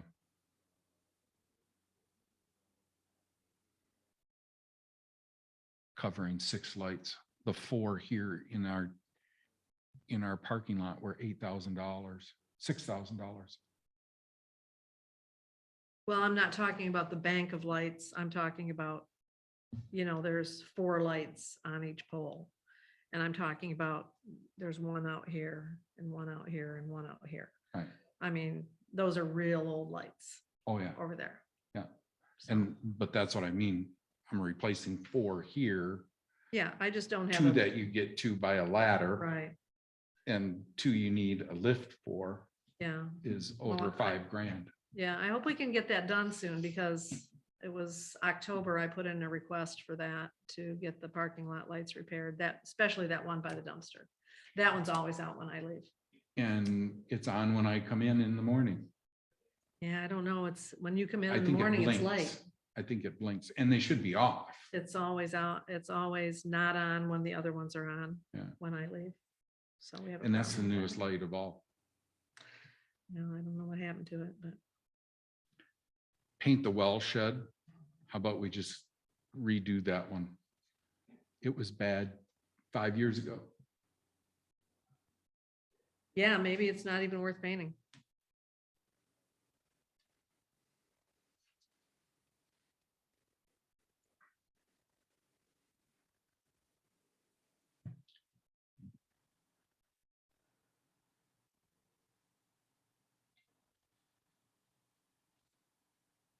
How'd the brush pile get there?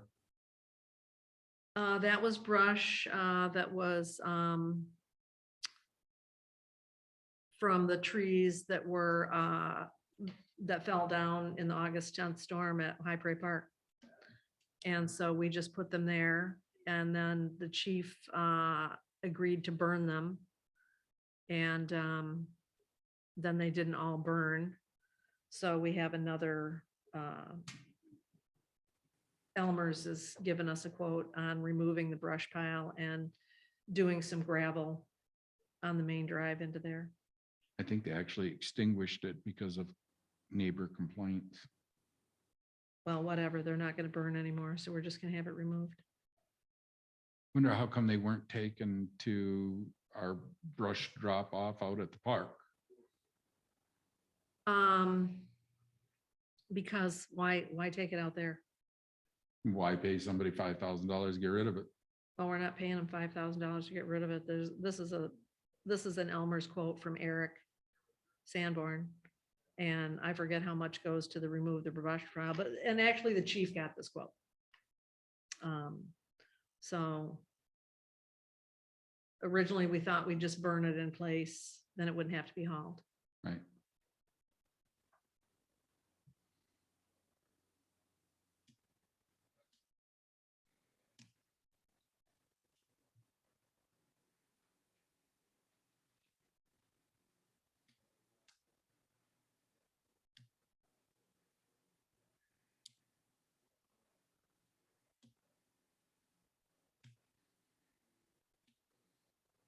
Oh, I see one we can cross off under Tobacco, paint or replace kiosk. Oh, no, I'm sorry. No, we'll leave that on. We didn't replace that one. The other ones we replaced. Same comments here on the playground. You know, before I look at funding another $8,000 to redo that playground, I want to make sure we have a site plan in place. You know, I'm just gonna take that right off the budget. Okay. $8,000, so that will make that 20, 3, 4, 5, because I don't think that's gonna get done this year. So then back on the 930 line item, it would go to 20,345.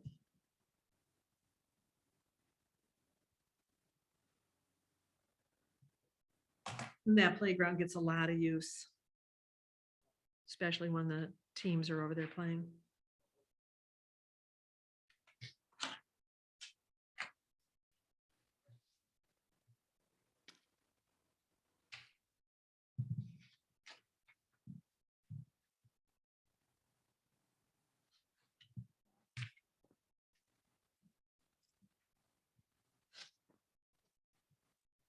Any other questions on 930? Well, we're getting there. So on line item 27 on page 8, Battle Creek Natural Area, clear trail to a width of 8 feet. I realize that this is probably a maintenance line item, but really later on in this packet, instead of 3,000, we know that it's going to be more than 10 times that amount. And that isn't anywhere else in the packet. Well, it is. Later on, I think we're going to discuss arborist bids, and we already have some bids to clean up the trails. That's not what this line item is for. This line item is to keep the trail clear. And Like that's how I mowing and started stuff. my Right, conversation. yeah. But we ought to somehow budget in this budget for at least a $30,000 cleanup, if not more. Well, I went back and looked at how that all was paid for. It was all paid for out of the general fund. That needs to come out of the general fund. It was paid for the last time out of the general fund because that's where the emergency funds were deposited. Well, the emergency funds can be deposited in any fund. So it doesn't really matter. We took the Avery excavating 68,000 and some dollars, and the partial tree service 10,000 out of the miscellaneous expense in the general fund. So, I mean, if you want that to come out of the park fund, or I'm sorry, out of the recreation fund, it can come out of the recreation fund, but then we need to increase the transfer amount from the general fund to the recreation fund, because the recreation fund doesn't have its own revenue, so it can't support that. And maybe So whether that- you pay it out of either one, it doesn't matter. It's going to come out of the general fund. and maybe it's time for recreation to have its own millage. I'm not going to support that. Okay. So So is that what you want to do then, Ron? I mean, because. I'm not going to increase our contributions to recreation above where they're at to pay for. We can't keep, Clean up of our parks, so you just, we what do we can't do? keep kicking these items down the road. We're eventually going to run out of general fund money. Well, we're already, every year we find a couple $100,000 to take out of the general fund and pass it on to other funds. And I don't see that this year is any different. We've already, at the budget public hearing for the fire fund, not budget public hearing, but the budget work session for the fire fund, we've already got, I believe it was 85,000 total going to the fire fund. Yeah, I didn't Um, understand that math. It was you put 35,000 in forward. wages, Yeah, 35,000 in wages and 50,000 towards a fire cap. fire engine. Mhm, Yeah, Fire cap. yeah, 35,000 was going to the fire fund, 50,000 to fire Right. capital improvement. Sure, yeah. Right. Those are all things that are, we have to do. But again, we can't keep using general fund dollars. I mean, literally, our property taxes generate about $130,000 a year. Oh, I get it. Yeah, we wouldn't be offering a lot of services that we offer if we didn't get state shared revenue. Gee whiz. Yeah. But the cleanup of the parks does have to happen. Oh, I agree.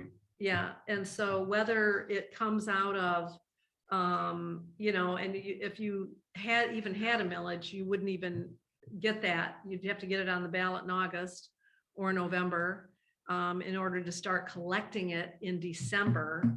So it's not anything we can have before we're gonna get these parks cleaned up. So it's going to have to come out of the general fund. And whether you transfer the money to you just pay it out of the general fund or transfer the money to the rec fund, it is whatever the board wants to do on that. Well, But if you it's, transfer to the rec fund, and then you're gonna see a truer picture of Yes. expenses, you know.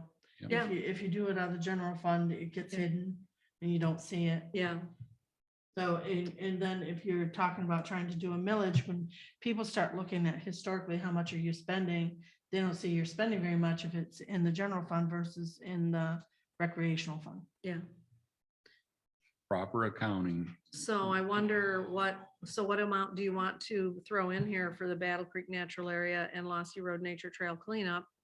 We don't really have final figures on that yet, but, But we know that the tree arborist, the one we're probably gonna go with is 17,200. That's an expense right there. That's gonna happen in the new budget year. yeah, The highest bid that we saw was $40,000. I think it was Where we put the, 45 you or know, so. the horse, the cart before the horse, and we got that information first. The Yeah. highest was $40,000. So even if we took the highest that we got when we didn't ask for them, and this, and we spread it over or put it in one spot at least, then we would be covered budget wise. Are you following me? I thought so, but now I'm not so sure.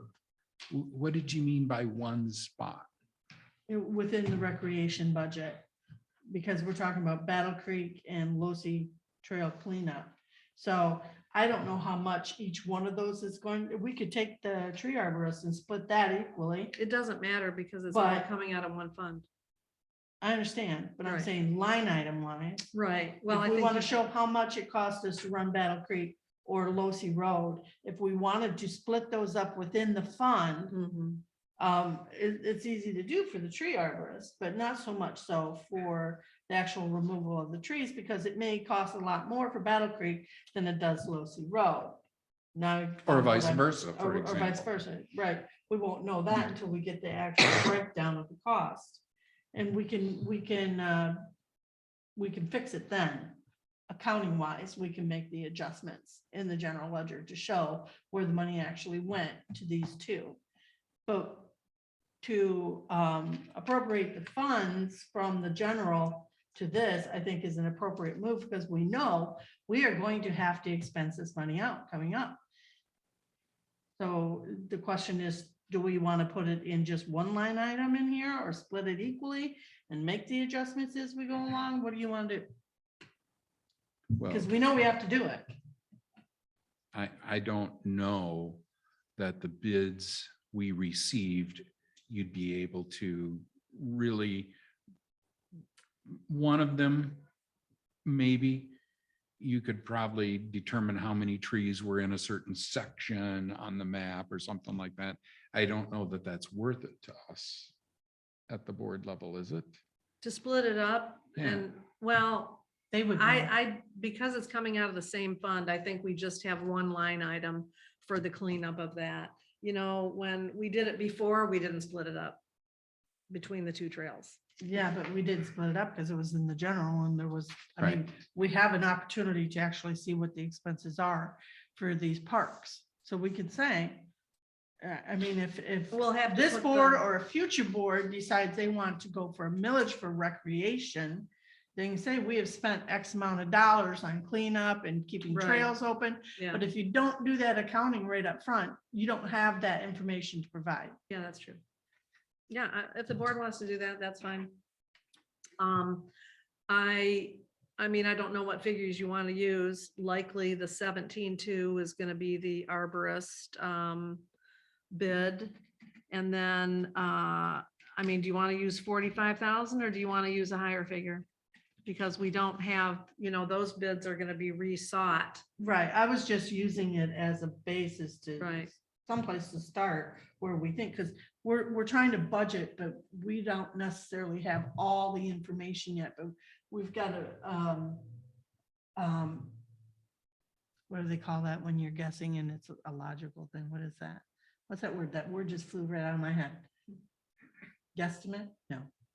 I would say swag, scientific, wild Well, guess. we have a couple of bids and I think the highest one was 40,000. Was it 45? I don't remember exactly, but I would Yeah. just say I that, would just go with the highest I- that we did get and use that number. If it has to be adjusted, it gets adjusted. because last Educated time, guess. That's what I last, was looking for. last time we paid 68,000 to have the trails cleaned up. Do you think it's as bad as the last time? I know it's over 400 trees. I know we're I've had two talking people also tell me about it's over opening 400. up a path to the water, right? Which is not something we did the last time. Yeah. So. If we need to pick a number, so.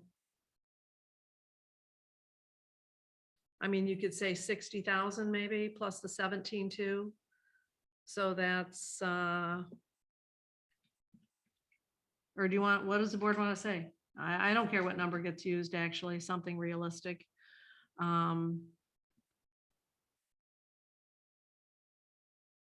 17.2 plus something. I'm I'm just- not an expert in trees, so I got it. I'm just, But we do need to trying to come up. put my hands around $100,000 recreation budget, right? Because that's really, That's where we're you're talking heading. about more than that, really, here. So I understand that, but what's your alternative? Uh, Yeah. I don't know that there is an alternative. They do have to be cleaned up, right? But as we were advised by public comment, maybe not everything needs to be done this year. Pick one and do it. I think You you're gonna know- have, the problem with that is that we've got those trails closed. And we already heard from Mr. McKelway, commenting on the rec plan that they would like to see the trails cleaned up as soon as possible. And, we're gonna have a lot more people commenting on that as the weather gets nicer and people are starting to make more use of those trails. To me, it's already been, closed since, August or so of last That's what I was year. gonna ask. How long have they been It's already closed? been 6 months that the damage has been there. It does need to be handled in this budget year. And we've known all along that we weren't gonna have any grant money to rely, to fall back on as we did previously. I don't see where we have a choice. If you're gonna have parks, you're gonna have expenses for it, and That's right. parks don't pay for themselves. But it is part of one of the reasons why people want to live here, is because of what we offer in the Okay, way of. it's not free. And the Somebody's last paying time, for it somewhere. No, and the they figure last- they're paying for it though with the property taxes, Heidi. That's what they think. and the last time there was a park, There's park the or park rec or rec whatever, millage. It was turned down in August. It was put back on the ballot in November and it was turned down then too. Because they're gonna tell you to raise your park rates because your rentage in the park is too cheap. Well, Anybody- it's not at Whitewater Township Park where we have the tree damage. There was minimal damage out there in 2015 and minimal damage out there in 2021. It's Battle Creek Natural Area and Lossy Road Nature Trail that are taking the hits on these storms. When was the last millage? Did you say? Oh, gosh, Oh, that I don't was- remember what year it was. It was 2000. It was before we took office, 5, 4, 8 or 3, 9 or something like that. Were you on the board then? No, I remember Bill Bassett coming to us and trying to talk us into voting for it. So, So You you were on the were board, or Della? were No, no, not I on the was board? not on the Oh, board. you So weren't it's on the- before 2009 then. Yes, it was. Yeah. Yeah. It was not a popular. Okay, then thought maybe it was here. 2007 or 2000. It might have been even been 2006. It was, Might have yeah. even been then. But I remember that it was on the board really should not have put it back on once the voters said no, because that's like telling the voters, Are you sure? you're stupid. Well, what they did, I think, is they followed what the schools do. Okay, Yeah. we want a whole bunch. No, all right, well, we'll come back Stupid with word. more reasonable. Yeah. Oh, you will then? 'Cause Anyways. that's what the school's tactics are. So right now, we're trying to figure out a number for cleanup, Yeah. and we've ranged from 45 to 70,000. Total. Including the 17 too. Yeah. Where are we gonna put this? What line item do you want it under? Well, I don't,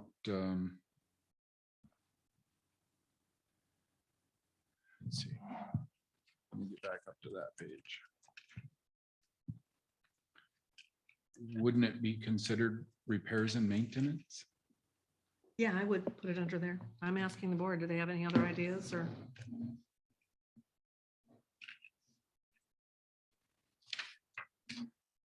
Or is this an operating expense?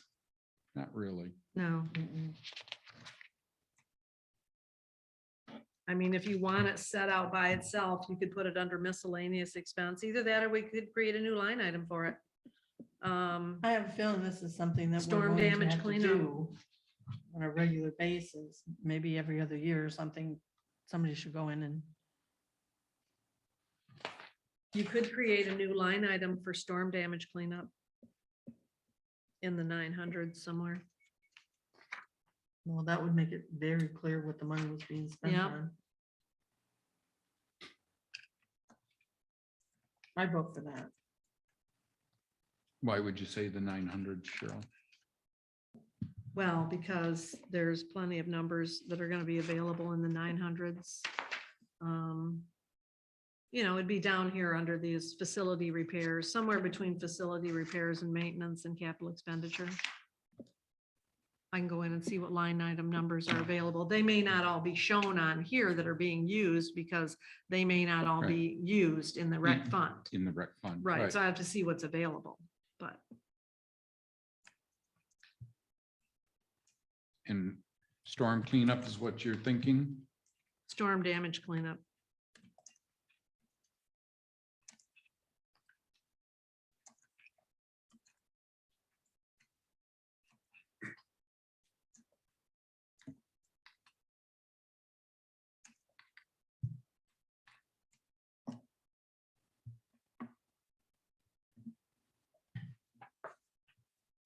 And what are we gonna put in there for that number?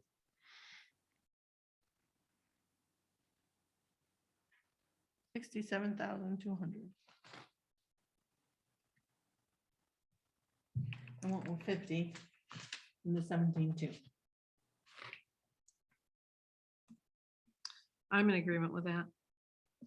67,200, is that what you Yeah, said? that's what I said. Heidi, what do you think? You're either gonna be under or over. So, Hmm. I mean, you're right at 75, almost close to 75 like you started, so.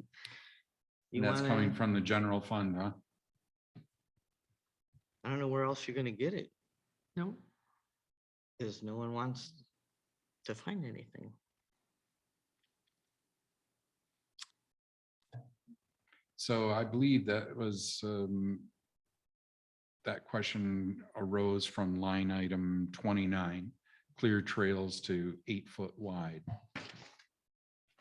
So we can probably nix that one this year. then you wouldn't have any line item for mowing the trails. That was for mowing, Oh, I see. knocking Mhm. down the little shoots and stuff.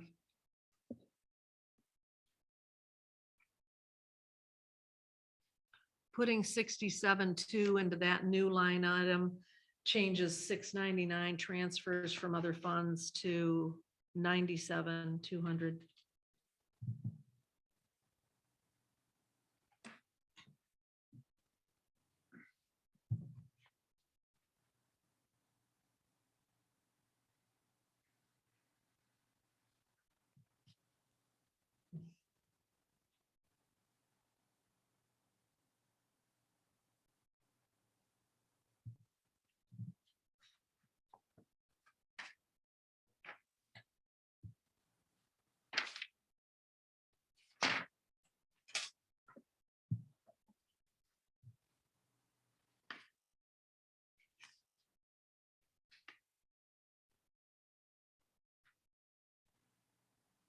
Any question on Lossy Road Nature Trail? Signage for kiosks or trail clearing to 8 feet?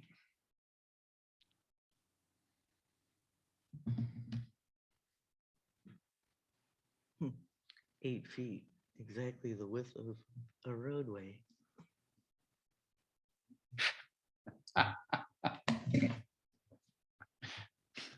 That's what the board wanted. I think it was Ron's suggestion actually to clear 8 feet. Yeah, I wrote up a process and but that can be changed anytime. So it could be reduced to 6 feet. Or 4. If you're not putting a motorized vehicle, how many people need to walk side by side? Well, just remember that you occasionally need to get maintenance vehicles in there. Somebody needs to go in and cut a tree down or See, something. then you that's gotta across the stay at trail. 8 feet. And I was thinking more along the lines That'd be of a fire people. access, rescue. Well, there you Right. go. Yeah, that too. So, Well, Yeah. that's why 8 feet. So. yeah, I they've mean, got For a, safety purposes. they've got a side-by-side device that they have a trailer for, and it doesn't need 8 feet, but Very close. yeah. Any questions on Tobico Natural Area?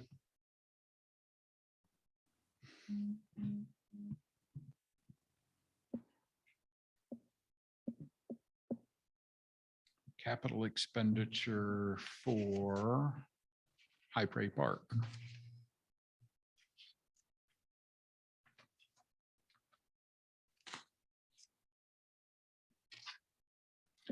Again, my comments here regarding prints and designs.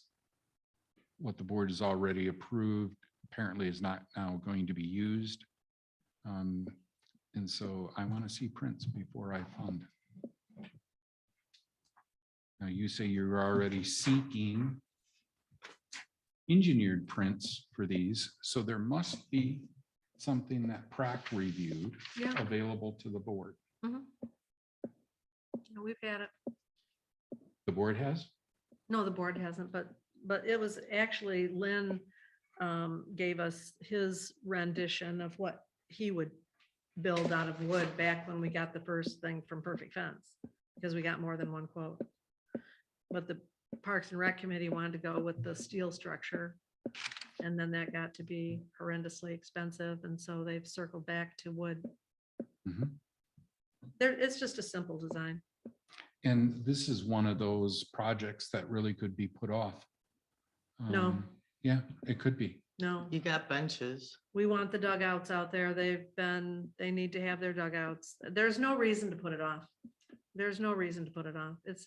What would be the benefit to the community of delaying that project? I mean, this is about improving parks for the benefit of the community.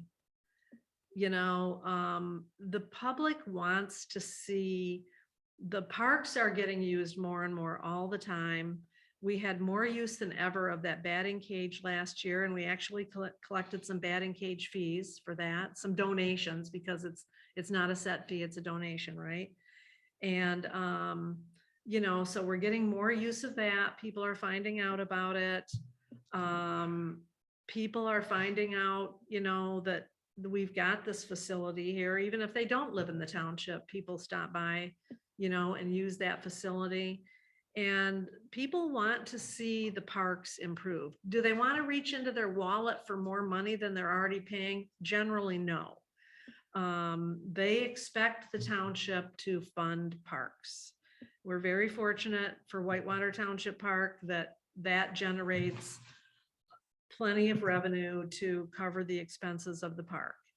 But the Could other it cover parks the do expenses not. of parks instead of just park? No, Whitewater Township Park Fund is a committed fund only for the revenue and expenditures of Whitewater Township Park. And the rec fund is for revenue and expenditures for the other 4 parks in the township. And so people do want to see these improvements being made. And, and we get a lot of volunteer services, there's nothing in this budget for dragging the fields and striping and all that. It's parent volunteers. I've got that right in here, underneath High Prairie Park routine maintenance, I believe. Yeah, up top there. The dragging the fields and the striping fields. We've got, volunteers that are doing that. They're doing their part. We need to do our part to get, to have nice parks for people to use. And the dugouts, just a couple summers ago here, that 8th grader, the Eckert young lady, painted, didn't cost the township a dime. And the Little League dugouts, which are cement block, those were painted. They're beautiful. They did a beautiful job on it. That cost the township nothing, but it greatly improved the look of those dugouts down there. We need to, this dugout expense isn't even that much money, quite frankly. In the big, we're all getting choked up because of how much it's going to cost to clean up these trails. Well, the township took on these parks. And so we have to maintain them and we have to improve them, or they're just going to go downhill. Can you talk for a minute about the electronic restroom lots? Tell me. Yes, I got a quote for that because some other townships, most notably Milton Township, moved to electronic locks on their at their soccer field complex on Indian Road up there behind the Milton Township Hall. And they went to that because then they don't have to have a person. Well, to back up, we cannot leave those doors unlocked overnight. Right. We've had vandalism over there. Okay, you're just inviting vandalism if you don't lock those restroom doors at night. A few years ago, we had to repaint one of the restrooms because somebody took a can of black spray paint in there and went all over the walls, right over the mirror. Everybody locks their bathrooms. Exactly. So we have to do that. So right now, what's Charlevoix happening? County doesn't. Well, we're in Grand Traverse County. Well, the Grand Traverse County's got a lot more money than we do. And so we have a ranger or myself, depending on who's available. Most of the time it's rangers, stop by there in the morning and unlock the restrooms. And then a ranger going by at night, usually after dark, is locking those restrooms back up. Do So they it ever would run be, into anybody that's trying to sleep in there? well, not so far, but I went over, oh, you have, Dan? Okay, yeah. I mean, I went over there one day and there was a suspicious motorcycle sitting in an odd place. And I actually had to call Dan because I didn't want it. I felt unsafe to get out and actually go lock the doors because, somebody could have been on the other side. The motorcycle was left leaning up against the kiosk, which is, so anyways, that took 2 people, to get that done. I had to bother Dan late at night. So Which we these shouldn't have to automatically do. At a certain time, unlock the Yeah, bathrooms. they would be and then- programmed to to unlock at a certain time and lock at a certain What time. happens if somebody's inside? Can they get out? Yes, they can get out. Yeah, it doesn't lock Well, people that's in a there. question. I would Yeah, just. Push exit, Della, it's a I push asked the exit, same, I asked the thankfully. same question of the company that I got the quote from. I asked the same question. We're not gonna be locking anybody inside, are we? So I got the quote, because it's something that It's an would improvement. save ranger labor. And just would Safety be wise. safety wise. I don't like, for instance, female rangers going over there by themselves at night and stopping by there after dark. I think that's a safety issue for them. And I'm not going to ask them to do that. You know, we as a township should not be asking them to do that. So it's an improvement that, you know, there's plenty of places that have, maybe Grand Traverse County doesn't have them, but there's plenty of No, places that Charlotte have, County has them, Grand Traverse. that has locks it up. electronic locks on their restrooms, and it would be a nice thing to get done this year. It's been under consideration. I've talked about it with Rangers for a couple, 3 years probably.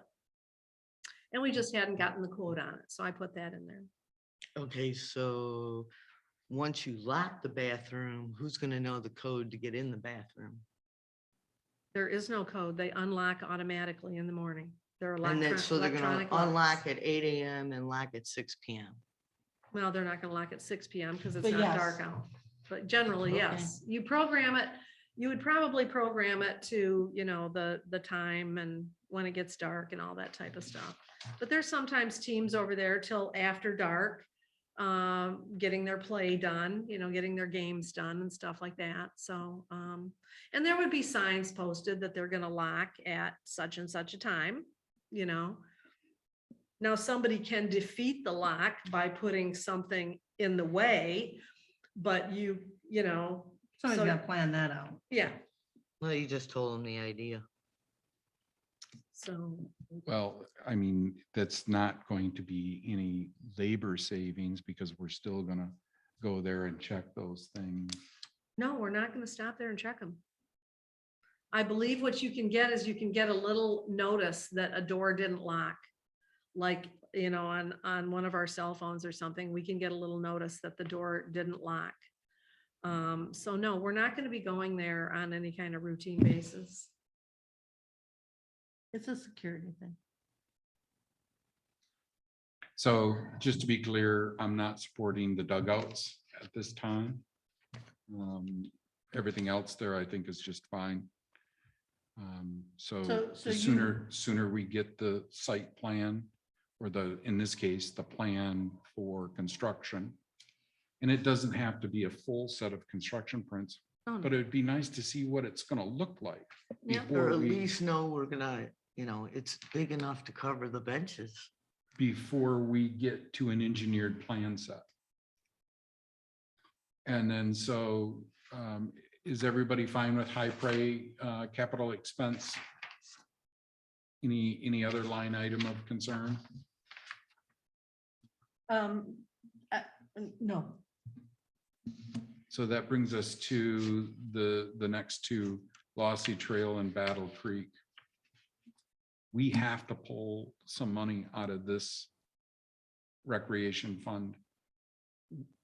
The general fund cannot be totally responsible for all the projects we want to do, plus the storm cleanup. isn't this pretty much what we're gonna be doing with the storm cleanup, Cheryl? No, No, the Lossy Road nature, this is actually just a holdover from last year. right. That was in the budget last year, so was the Battle Creek Trail evaluation. These are things that the Parks and Rec Committee wants to get done. You know, and so addressing the wet area on the Lossy Road Nature Trail, it turns out that we would have to apply through My Waters to, you know, for any kind of project that was done down there. So in order to do that, you have to have an engineered plan. And so that was some money towards getting an engineered plan and actually making upgrades like a boardwalk or whatever would be recommended down there. So that's and also having that company handle the My Waters application and everything, because it's quite detailed. So, yeah, but not just the application. If we were to, and I hate to say this, but if we were to put these off, could we not be looking for grants to cover the cost? Possibly, you know. The Conservancy, for one, may help us with that. And some things. I mean, I'm looking for alternative financial. They were at the last, avenues. I'm sorry, I didn't mean to cut you off. That's okay. I'm They done. were at the Conservancy was at the last MTA meeting. I don't remember the exact number. But I think it was like 70-some thousand dollars worth of either direct payments or like kind engineering services for various trail design in their properties. So Battle Creek Natural Area would be considered one of their properties, but Lossy Road isn't. So we look for something. But we could change that pretty easily, I would think, right? I don't know what it takes to get on the Conservancy's trail list. I think we have another project with the Losi Trail that has to be completed as far as, there goes my words again. I should have ate breakfast this morning. The Implementation. investigation you guys are currently involved in. Yeah, Once that's completed and ownership is established, then I think looking at the Conservancy to take it over would be an awesome idea. They Well, it actually says pay right for it. here, it says right here that the Lossy Mm. Road Nature Trail is part of it, of Battle Creek Nature. So yeah, but I think that's maybe more, what we could do, I'm sorry. I was trying to address her question because you're right. The Battle Creek Natural Area maintenance plan, I think is what you're reading from. Is that right? Mhm. It does say that the Lossy Road Trail is part of Battle Creek. I don't know when that took place. Surveyed in Um, 1992. Well, see, so we're already beyond 1992 and you and I have not uncovered that. Nope. And it says the township shall take responsibility for or make arrangements for such maintenance on the trail. So, Yeah, and to update that, so the Parks and Rec Committee had Steve Lagerquist from the Conservancy walk the trail. I reported on this a couple, 3-4 meetings ago. I'm not sure when. But anyways, they had him, Melissa Melton had him come out and look at making a loop trail for Battle Creek. So you'd have a loop trail that would come back to the parking lot. So you're not just backtracking on the same trail. And, the rules for Lossy Road Nature Trail, it does say in the management plan that the rules for Lossy Road Nature Trail are the same as for Battle Creek Natural Area. And so the Conservancy's already been involved with the trail. And one of the things that they said at that meeting is they realize now that, or one of the things that Steve said, they realize now that they've been instrumental in getting, townships or counties or whatever to set this parkland aside. And then they have all these stipulations, well, you got to do this and this and this and this, but they're not really helping us do those things, especially smaller townships that are not well funded. So I think it's a good idea to maybe see what the Conservancy could do. I don't think they can, if they could give us a grant or something, I'm not sure. well, now that the rec plan has been completed, they may have more time Mhm. and they could have them do some investigation on how to pay for these. Have the committee do that? Yeah, Yeah. have them focus on what's out there, what's available. I'm not saying they apply for them. I'm saying they do the investigation on what's out there, what's available, and then bring it to the board on here's how we'd like to pay for this. Maybe we could ask them to do that, and this would have to be set aside to next year's budget. And by then, maybe we'd have the funding in place.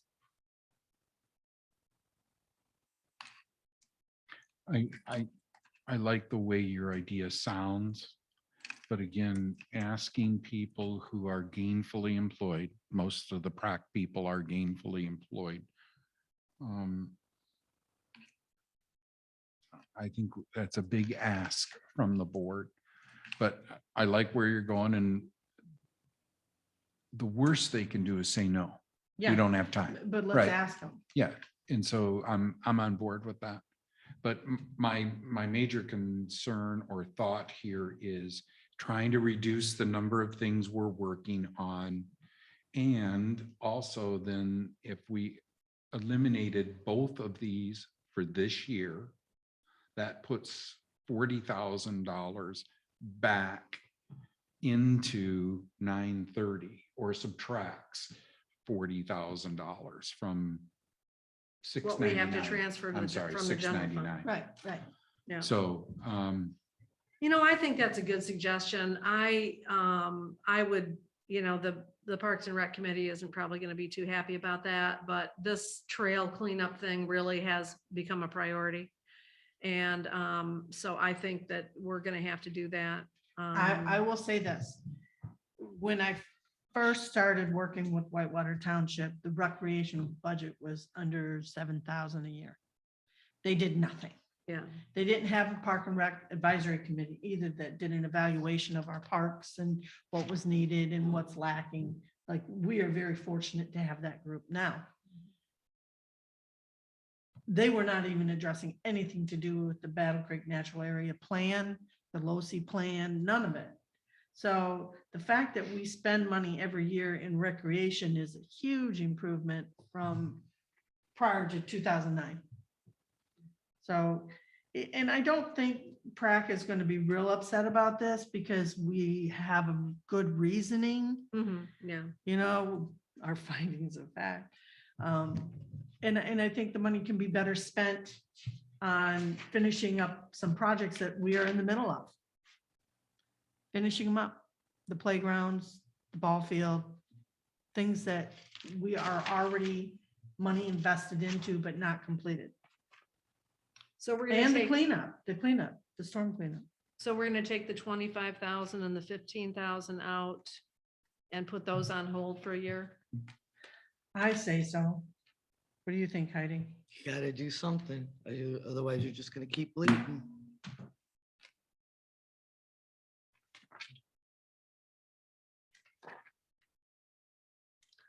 Okay, so that would reduce capital expenditure to 19,975.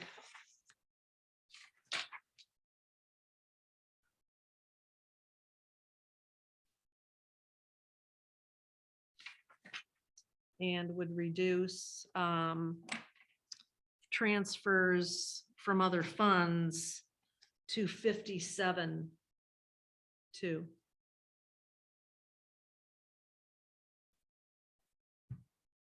Now, would that be right? Yeah, because we wouldn't need, well, we were asking for 30, but the 40 pretty much wipes out the need for the 30. So I think it'd be 57,2. Taking the 97,2 and subtracting $40,000. and just to be clear, I am not a supporter of that number once again. So I want to make sure that the record reflects properly. I'm all for cleaning up and getting the trails open, but the other projects are just not high on the priority list right now for me.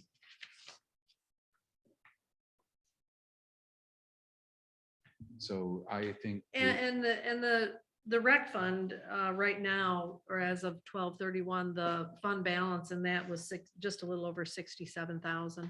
So there is some money in that rec fund already. But certainly we need to do something at each park every year in the way of some kind of repair or improvement. So, Can you forward the new balances for the accounts? yeah. Okay.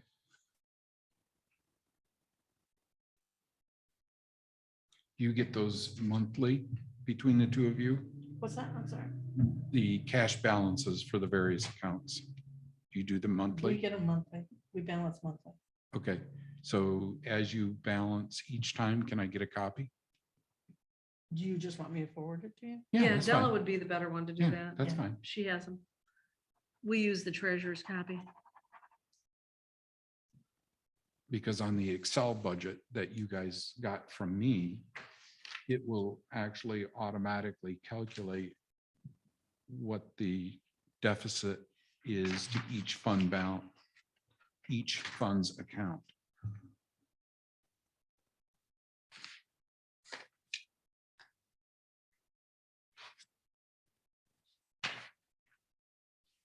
Are we on to Cheryl's memo regarding wage increases?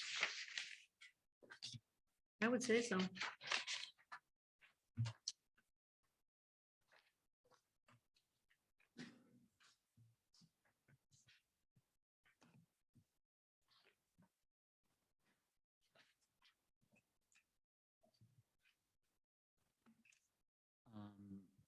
Cheryl is making some recommendations for line item 703.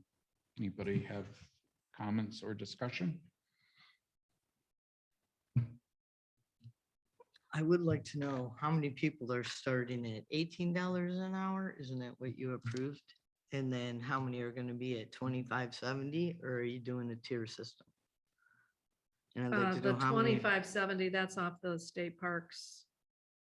I understand that, Joel. That's not what I asked you. I asked you how many people will be at the beginning of the range and how many people are gonna be at the top of the range.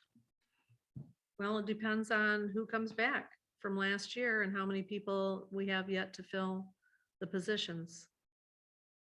Okay, you're calling them park rangers. What kind of training do these park rangers have? They get their training at the park. Okay, so there's no DNR training. They're not really studying to be forest rangers, so they're maybe getting a degree in forestry.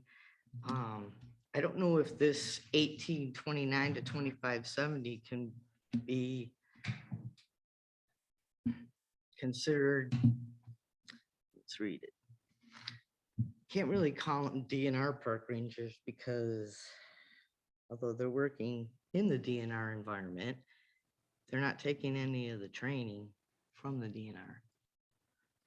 There isn't any park ranger training from the DNR. I mean, they train their own park rangers, okay? That document is just telling us what the range of wages that the DNR is going to be using Then, for, and I'm not even proposing, I'm proposing that we up our wage scale, that we start rangers at $17 an hour. It probably really should be 18.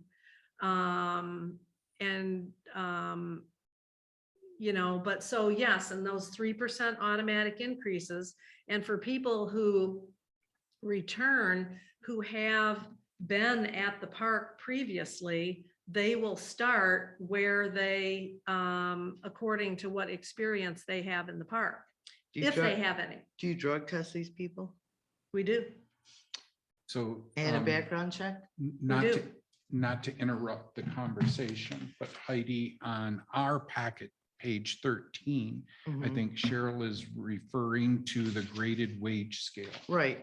I Yeah. understand that. Okay, I'm so, just trying to, she's got a position overview here. There's no requirement that a park ranger be seeking a degree in forestry or I anything like that. understand that. So I'm trying, Typically, those are not. I'm trying to show a comparison to a park employee and a firefighter as far as training goes. So So you- that's why I'm asking the questions. your training question really was revolving around like CPR class or, Well, if you look at, if Heimlicher you, maneuver or well, if whatever you, it's called. right, but if you look at it and see what a regular DNR forest ranger does, He's usually in their program, going through their training to become a quote DNR I got it. forest ranger. No, we cannot make that assumption whatsoever. Right, so we should be calling them park employees. I'm sorry. If you want to call them park rangers, okay. They're but- park rangers. That's what our job description is, park rangers. But I understand where Heidi's going with that. If you're using the state of Michigan as a comparison for ranger, then the township ranger and the state of Michigan ranger should have similar job descriptions You would or think training requirements, in this case, Correct. CPR. CPR. We, I'd have to look up what a Right, regular right. DNR, you I know, get they're it. No, usually, I they're get it. usually going through the intern program, or it justifies a higher amount of pay per hour. That's all, Cheryl. no, I'm going to totally disagree with that. I've stayed in numerous state parks. The park rangers are doing the same thing our park rangers are doing. They're checking people in, they're cleaning bathrooms, they're emptying trash, answering questions from campers. I get all that, Cheryl, but they're not going to any kind of college or school or training except what you're giving them in the park. And neither are Michigan park rangers.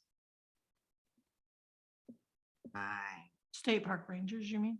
Yeah, I mean, how do you Yeah. know that? What information, where do you have that information? Or is that an assumption you're making? Well, no, because, okay, Cheryl, if I want to go work for the DNR and become a park ranger, they're gonna add, the first question the guy's gonna ask me when I go for an interview is he's gonna go, what are your ambitions and how far are you taking this? Because they're not gonna bring you in as an intern to make you one of their members of their team.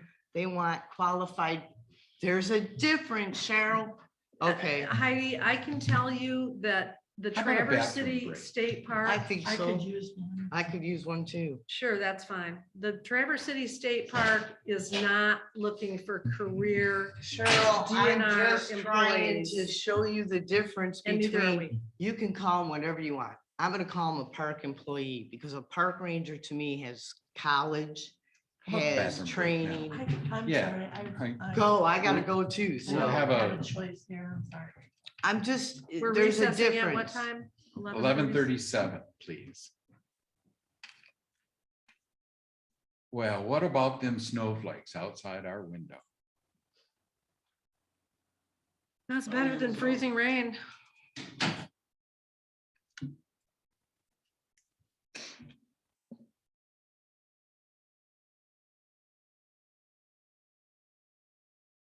Did the schools have school today, Elk Rapids? I don't know. I don't have kids in school. No, Was it? yeah, I think they were anticipating. The back road I was on, Got canceled because of back roads. he Yeah. said. Glazed Yeah. over. Yeah. oh Not boy, more than glazed over. they're flat. Yeah, I mean, they're ice skating. Yep. It closed at 5:06 this morning. Are you still working at schools? 12 years. No kidding. Last 2 years full time. I thought you retired. I did. Okay. There's a shortage of teachers. No, Thank Brad. you. Oh, yes, there is. Thank you.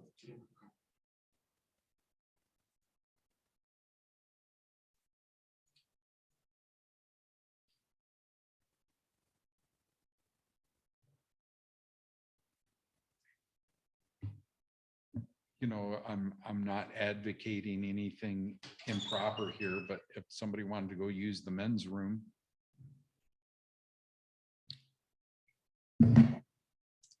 Well, then I'll go.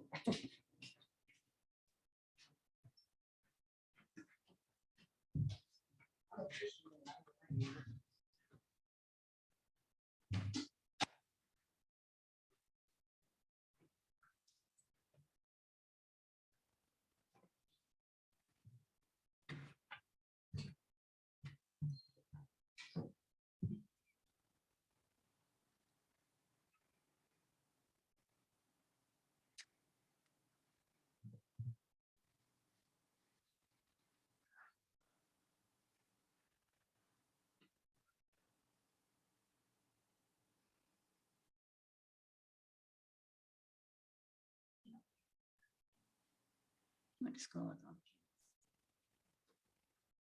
No. She's doing park ranger work.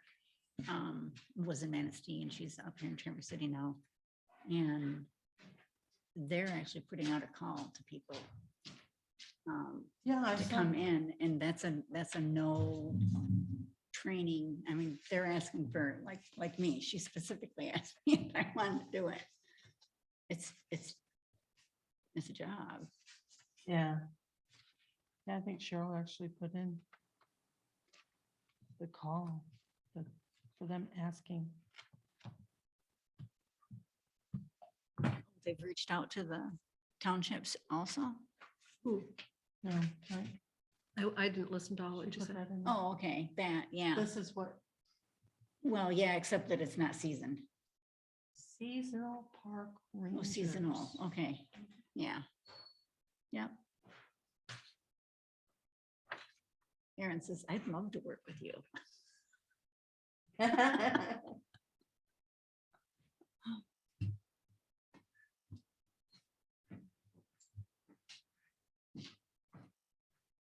Park rangers help carry out day-to-day operational maintenance duties.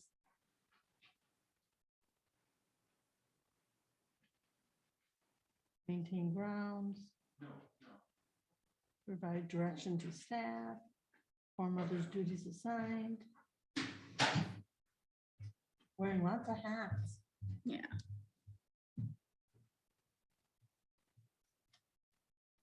My nephew he's back up in the UP, but that's what he does. He's Yeah. like major way up there. He's got a master's degree and the whole bit. Very cool. I think that's what Cheryl's son started out as. Didn't he? What's that? Did Derek start out as a DNR? No, No. no, he Who didn't. am I thinking? I don't know. No, he didn't ever have anything to do with that.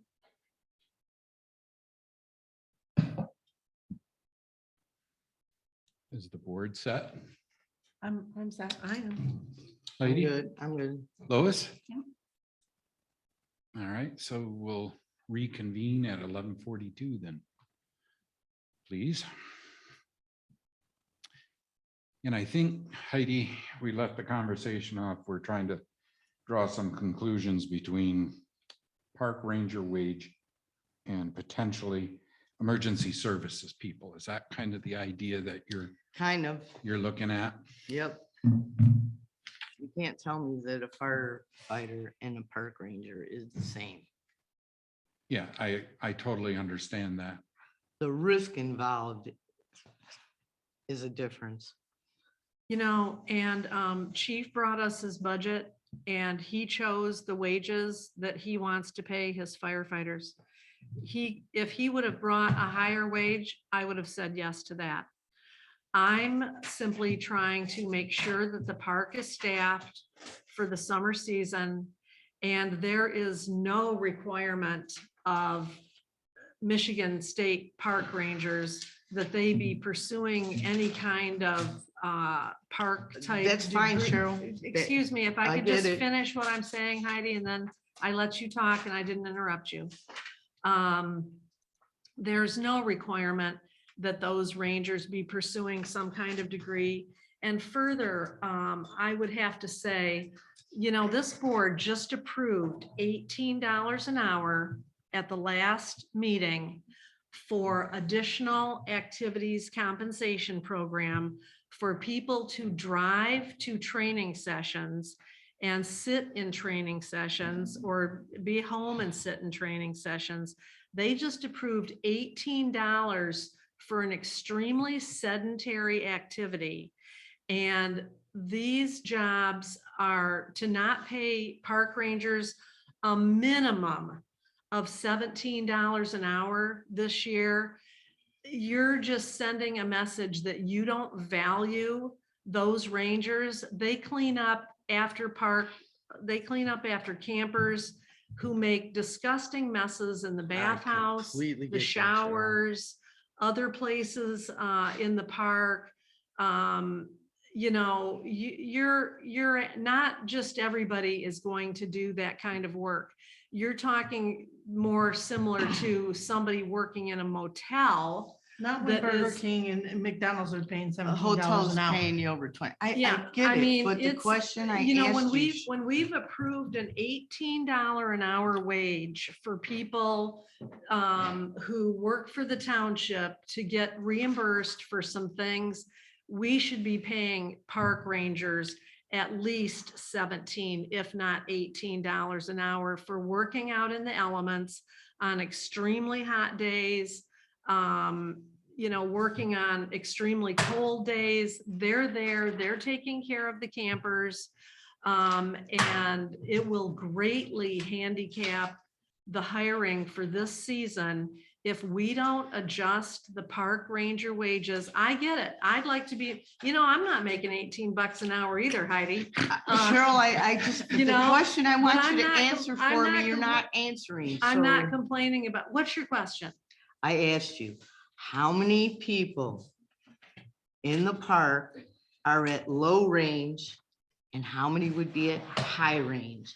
And if you don't know who's coming back, how many DNR, because it says you complete a DNR application, how many people have filled out applications? Right We now haven't- to this We day, haven't asked anyone to do that yet because it's February and we don't need people until the latter part of April, beginning of May. So we haven't asked anyone to do that. But yes, they do fill out an application. They get the tour of the park. and they're how many are in the low interviewed. and how many last year were at low and how many last year were at high range? Well, I pay? can tell you, 2 rangers that are returning, that this is their 16th year in the park, they're gonna be off the graded wage scale, okay? And new rangers are going to be starting, and actually, if somebody came to us and they had prior park ranger experience, let's say they had worked at Barnes Park and they moved down here or something, I would be asking the board to start them at higher than the $18 or $17 an hour starting wage, because they've got some experience and that should be taken into consideration. So I'm- Can I give you an exact number for each level of the graded It's wage not what I scale? asked. No, I cannot. I get that, but here's my problem. In the last meeting, I'm told more firefighters are leaving. Okay, that's an issue. And now you're telling me that you might have 2 rangers coming back. I would be trying to find out it for sure, because we can't open the park without employees. Well, obviously. So Okay, so we don't, this is appropriating money to I cover understand park that, Cheryl. ranger wages.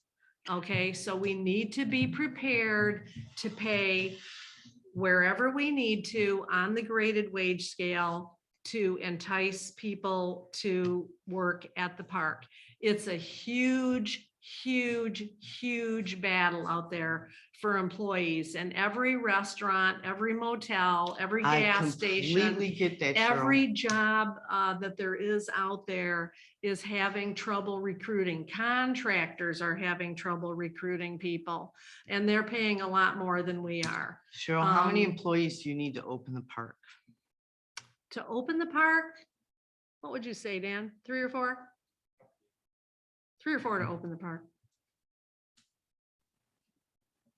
So Heidi, I think I had similar questions earlier in the week, and I started asking Cheryl for some additional information. Matter of fact, I asked for who would fall into each classification. Cheryl didn't understand that question. I don't think she's understanding your question either. So Oh, what- I understand the question. You're asking me to make a prediction. No, That we're I'm- asking for historical information. And Well, so okay, I'm last speaking- year. I'm speaking. Okay, go ahead. And so what Cheryl did return, Heidi, is the number of hours She got it that, too. that were worked at each park, okay? And so in 2021, rangers at the Whitewater Township Park worked about 3,400 hours. Yes. Yeah, Okay, so if in your mind, you were trying to calculate a total impact on a budget, you could probably safely just go to the top of our graded wage scale, what, just under $23 an hour now. Mhm. And you could potentially generate a number from that, right? Mhm. Okay. And so I'm not sure how Cheryl actually recommended wages 703. I'm happy to explain that. That would, I think, go a long way to answering the goals I was trying to get to earlier in the week. Sure. Okay, so last year we had 5 rangers, actually, we had 6 rangers return and we had 3 new rangers. Okay, So 9 total or 6 total? we had 6 rangers return who had worked there previously. And then we hired 3 new rangers. Okay, Because I Rangers think come and that's go. 9. that's 9. Okay, Yes. One of them did not stay the whole season because they went to work at a motel in Traverse City. And it was actually someone who had worked there 3 or 4 years, I think, Trenton. Yeah. But anyways, so I don't know exactly how many people are coming back, and I don't figure the budget that way. What I do is I calculated, okay, going from 15 to 17 is a 13% increase. Then I look at what we spent last year on wages. Okay. And last year,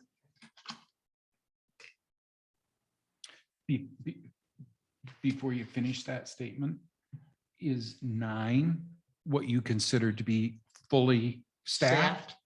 more like 10. Confusion is, let's say it's 9. There's not 9 people working in the park 8 hours a day.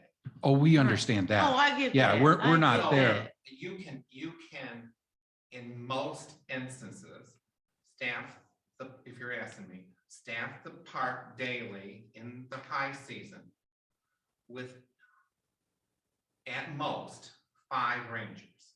Okay. But in most cases, in the high season, it can be 4, say on Thursday, Friday, and Saturday and Sunday. And then on Tuesday and Wednesday, it can be 1 during the daytime. Mhm. So the flexibility of the hours is all over the board. But there's very few people who want to do that 6 days a week or 5 days a week or 4. So we have 9 employees.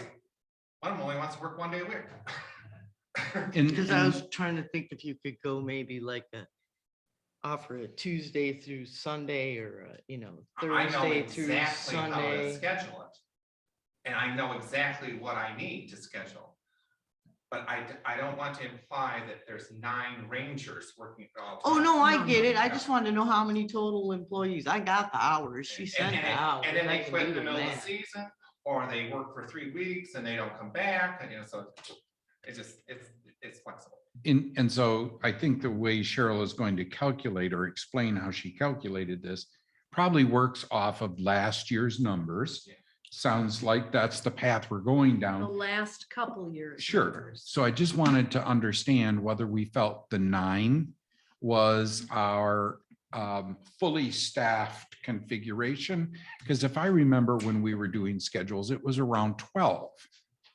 No, we've never had that many people work in the park in any I'll one just year. tell you this, I worked there for 16 years, and if you look at the trends over the 16 years, which I do, we have economized how we do business in the park, and we've made more money for the park, and we've lowered the number of hours that we need. Yeah. As wood, for example, used to take just a lot of time. We eliminate that. Right. Delivery, you're talking about. Well, even cutting and splitting All it, that's right? gone. All that's gone. That's Yeah, been gone a I long mean, time. that Right. was So a lot the right there. Employees that come, if I can share this, because you just tell me to be quiet if you want to. The employees that come, we basically personally recruit them. We know them beforehand.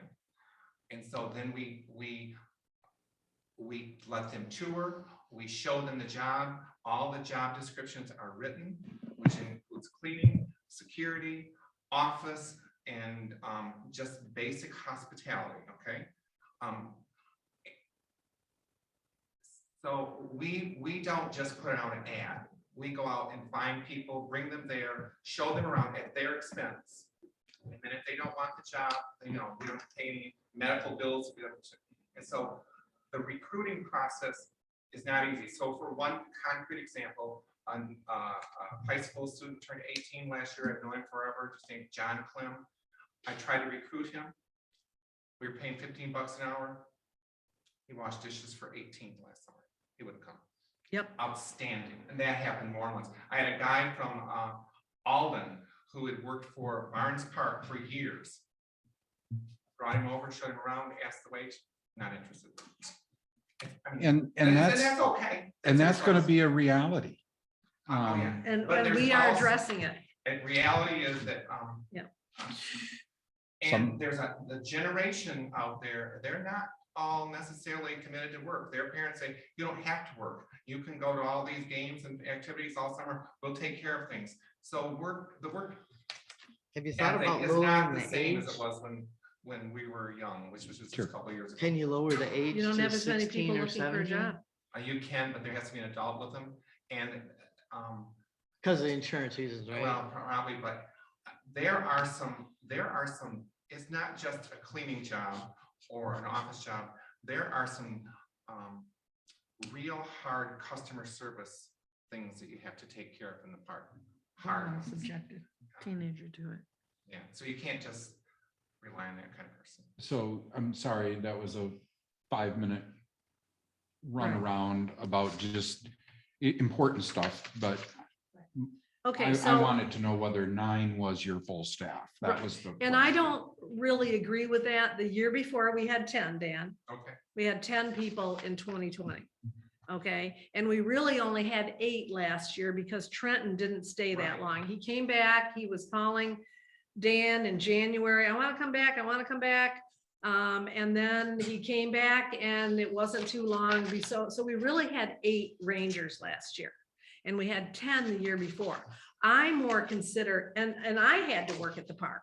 That's Okay, right. so I don't really want to work at the park. I can't work at the park like weekly. You know what I'm saying? I just don't have the time to do that. But I did pick up the slack as well as I could, starting about mid-August. So anyways, so that is labor that is not shown in here in what our labor cost was last year because I don't get paid by the hour. Right. Okay, so anyways, to look at the figures that we have. Okay, so in 2020, you'll see the 60,262 number. And then in 2021, you'll see the 60,698 number, except that I know that we were really down 2 rangers in 2021. We could have used 2 more rangers that are working at least 20, 30 hours a week, right? Okay, so that number is a little off. Okay, so then I took, I'm not sure exactly, somewhere along the line, I applied the wage increase and I got up to $80,000.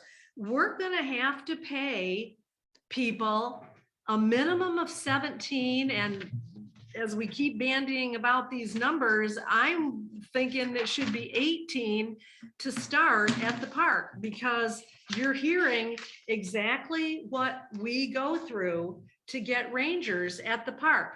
They don't have to work for $15 an hour. They don't have to work for $16 an hour. There's all these other places out there that they can go for $18 an hour. So we have to be competitive or we're not going to get our staff that we need to, in June, July, and August, it's very labor intensive in the park with rangers.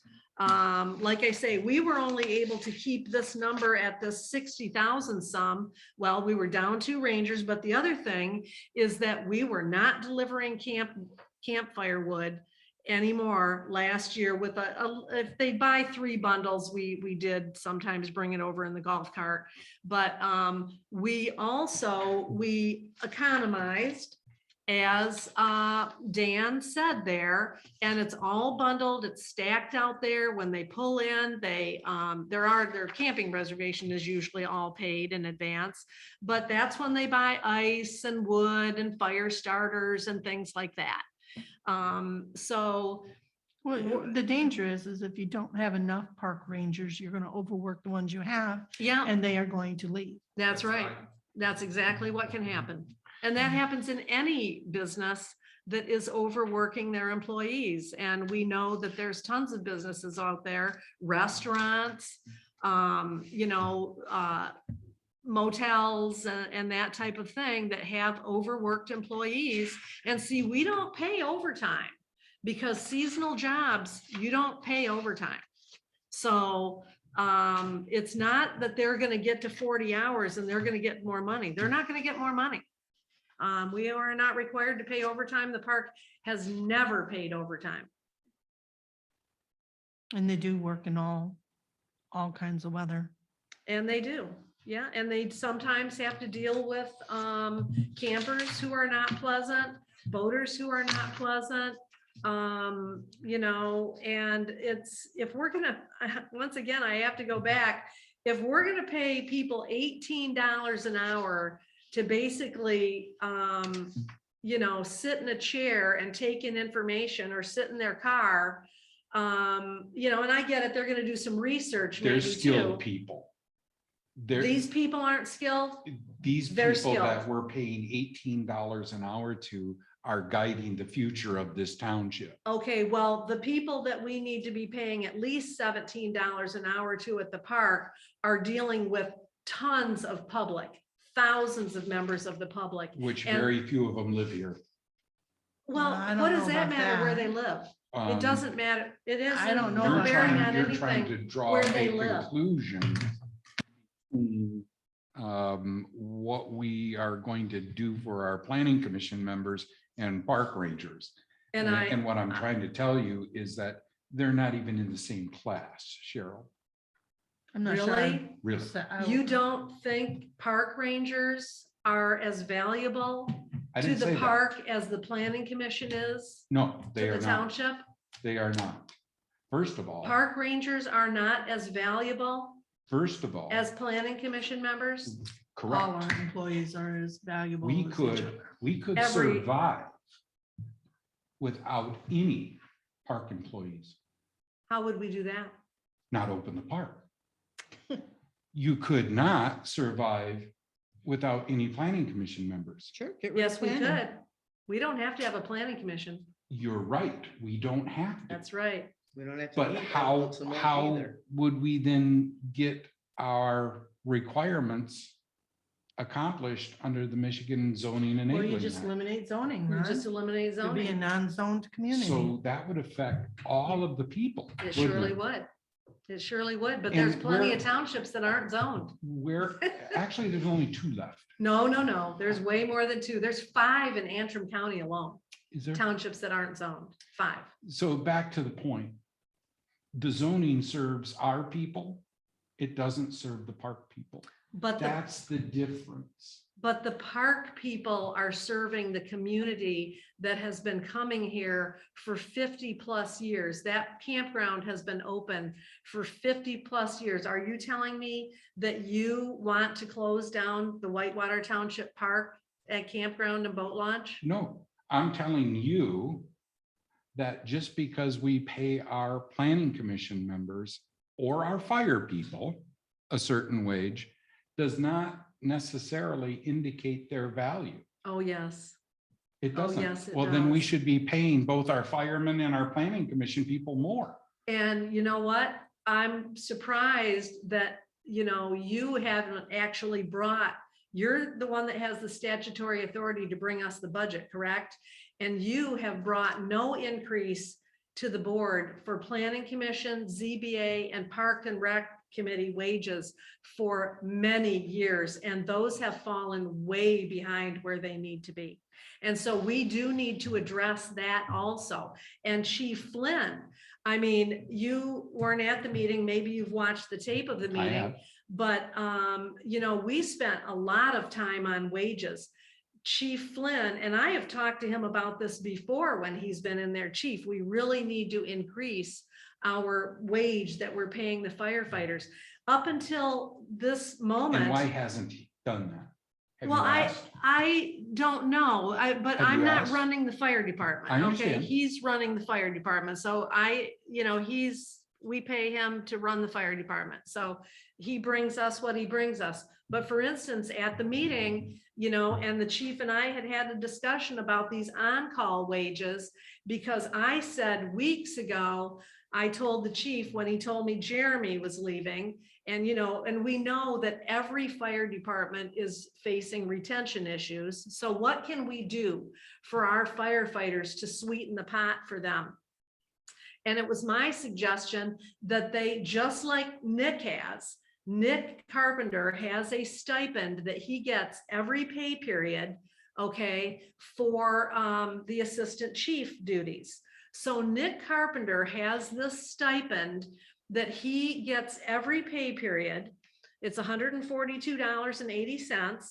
Okay, then that's not what the tax is taken out. But basically, he's got, what is that, $280 some a month that he knows he's going to get from Whitewater Township for his assistant chief duties, whether he goes to any training or goes to any fire responses whatsoever.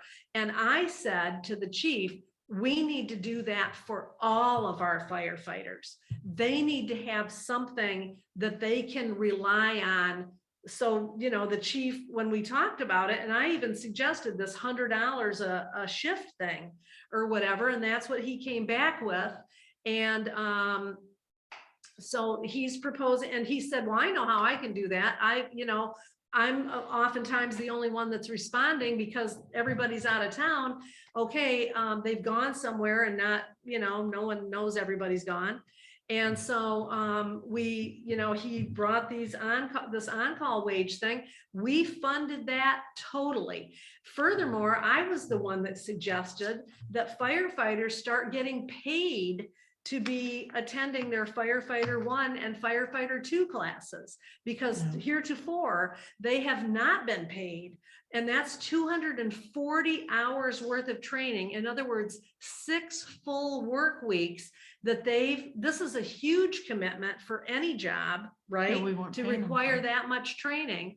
Okay, but that's required by the state, not by us, but by the state. Okay, so now that's in the budget, that they are going to be paid at $17 an hour for those 240 hours of firefighter training. We've really amped up the program for the fire department this year as far as wages, and I am fully in support of it.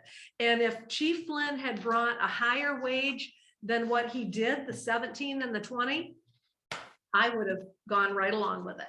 And that can still be changed. You know, we haven't finalized any budget yet.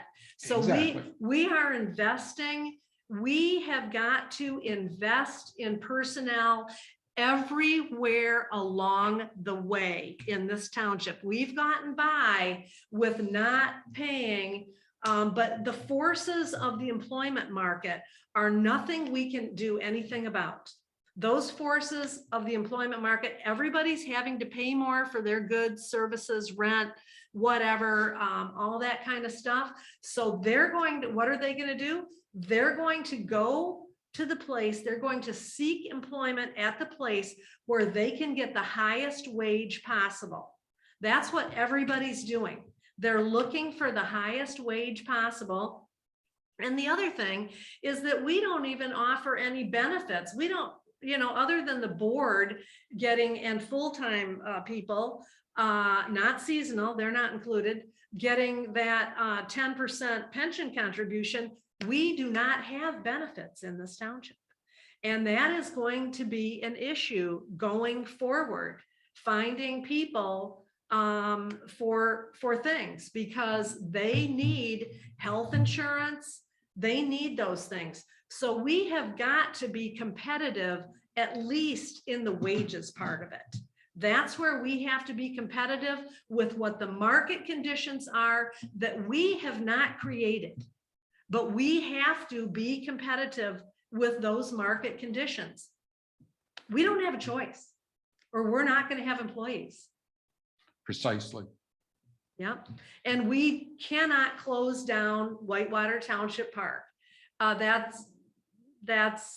We can't even discuss. If we're going to close Whitewater Township Park, then we would close all the parks. And the community does not want that. We have plenty, you say we don't have a lot of campers that are from here, but we do have a lot of boaters that are from here. We got a hell of a lot of boaters in this township that put their boat in either at the beginning of the season and take it out at the end because they live on the lake, or they come out there and they boat over and over and over and over because we have a The boat boat ramp in ramp this would town. not close up the park. Yeah, but did. you know what? It would be autonomous, just like Bags Landing. I gotta tell you though, reading some of those comments when we put stuff out there for public, time for public comment for the different things we've done in the past.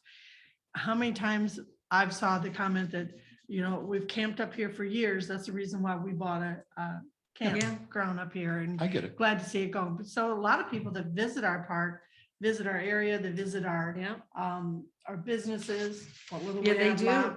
They do. And they tend to move. A lot of them will move up here. Their first experience with our township is in our park. The impact of Whitewater Township Park extends far beyond the park. There's a lot of people, they go to the casino, they go to Renee's House of Quilting, they go to our local restaurants, they go to Elk Rapids, they go all over the place. The financial impact of Whitewater Township Park is far beyond just Whitewater Township. So we need to have the park available to the tourists that come to this area and for local people. We do have some local people that stay out there too. And so we've got to be competitive with our wages, or we're not going to Then how have come any we people. don't get competitive with our prices?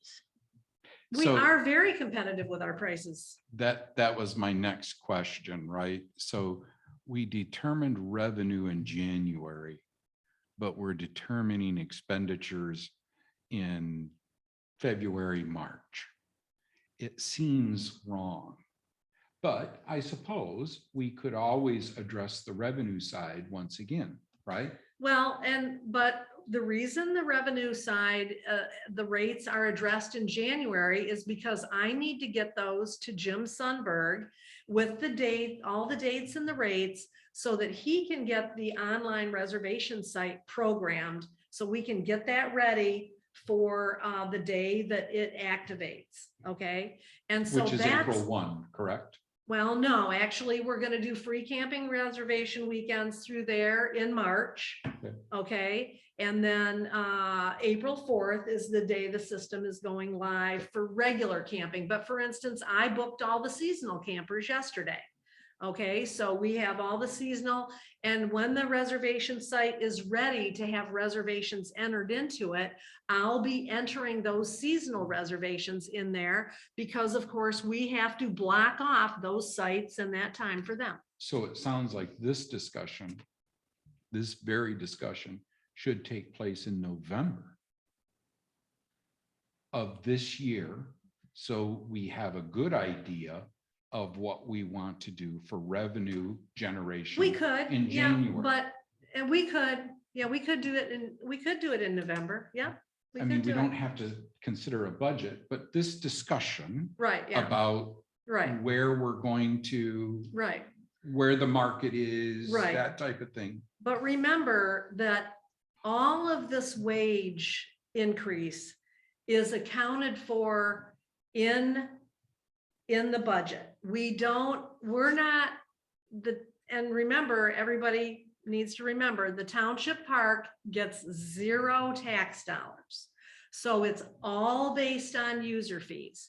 So the park is covering its expenses. If you took out for instance, the capital expenditure line items, the park is making money.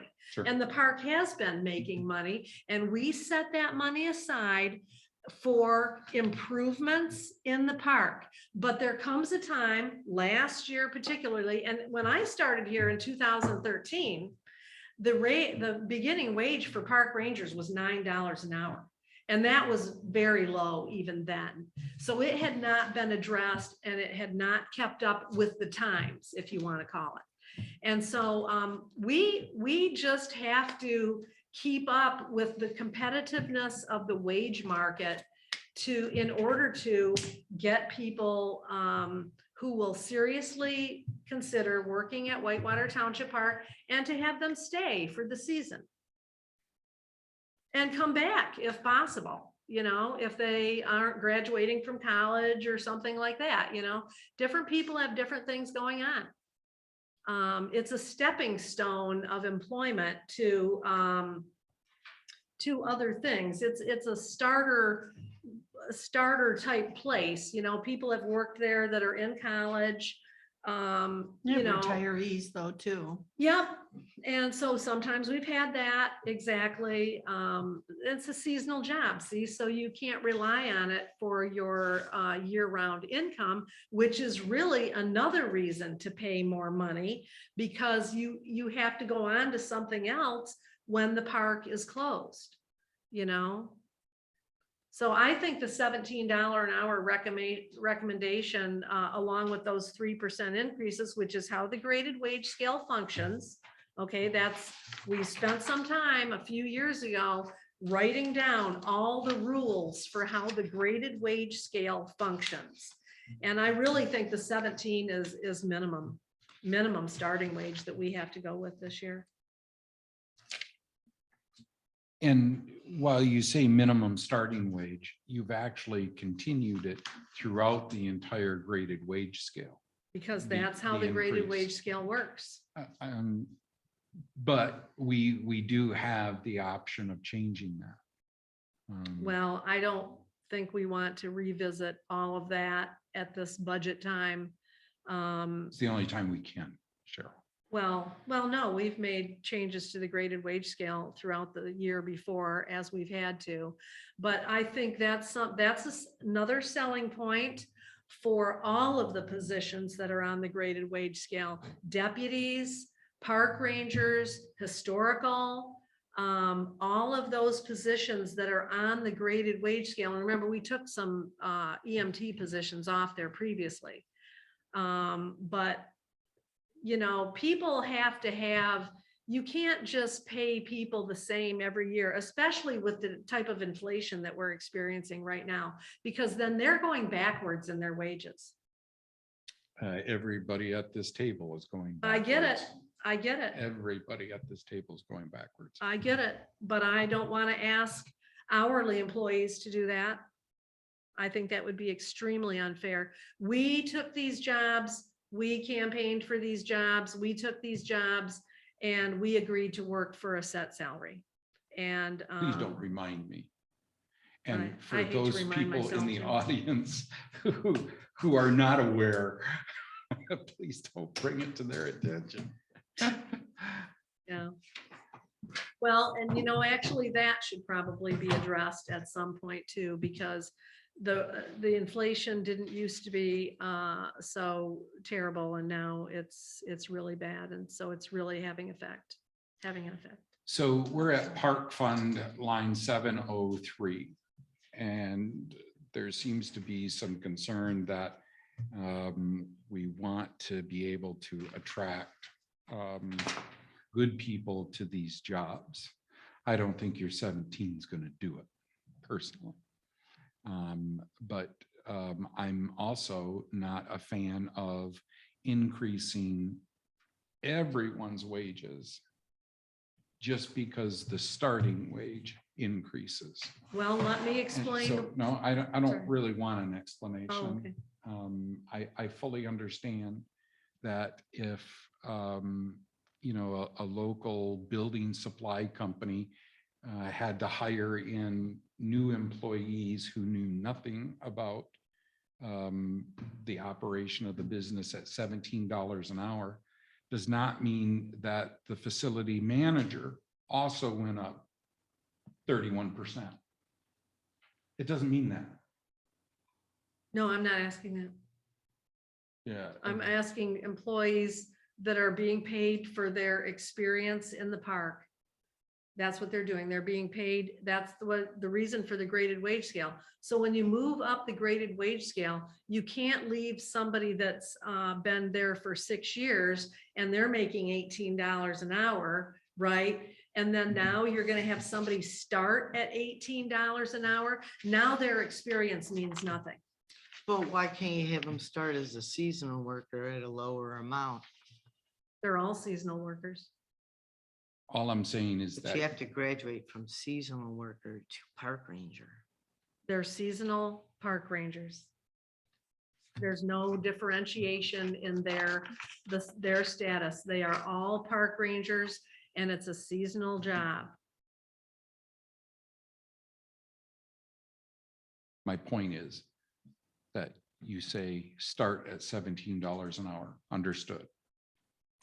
But I want everyone to understand that everyone on that scale, even current employees, are moving up $2 an hour, They are. which, as you pointed out, can be a 31% pay increase. I don't think I That's said how that. you retain good employees. though. That's how you retain people.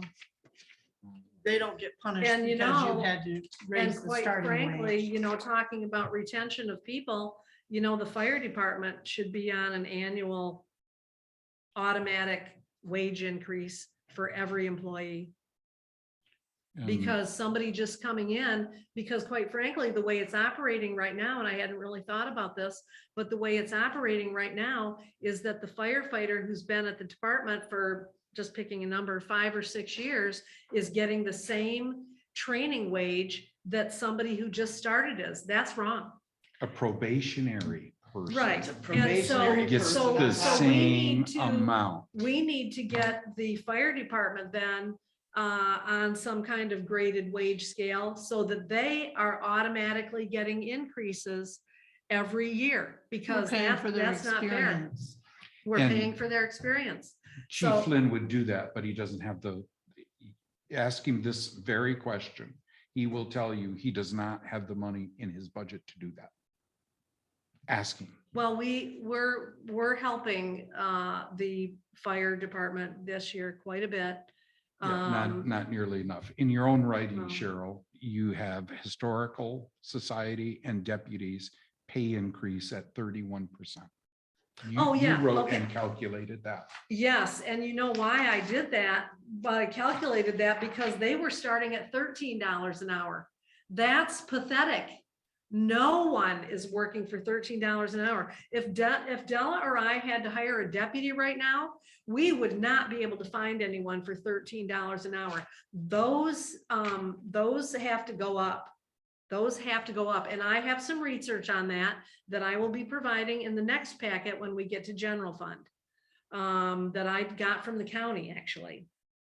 Because they've done their wage study Right. recently and found out where they were far below. County employees this year are getting 10% wage increases. Yeah.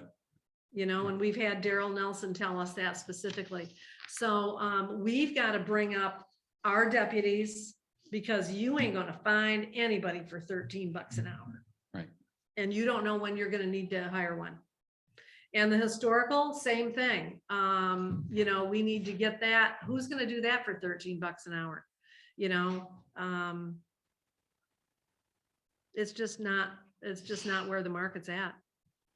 So back to 703.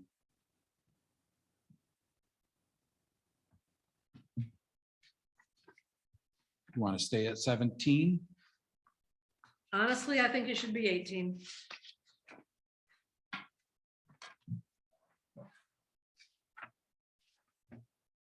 You know, I didn't pull that. I had 17 in my mind. And then it was after that I did the research on what the state, you know, what the state's paying their park rangers. I mean, really, it should be 18.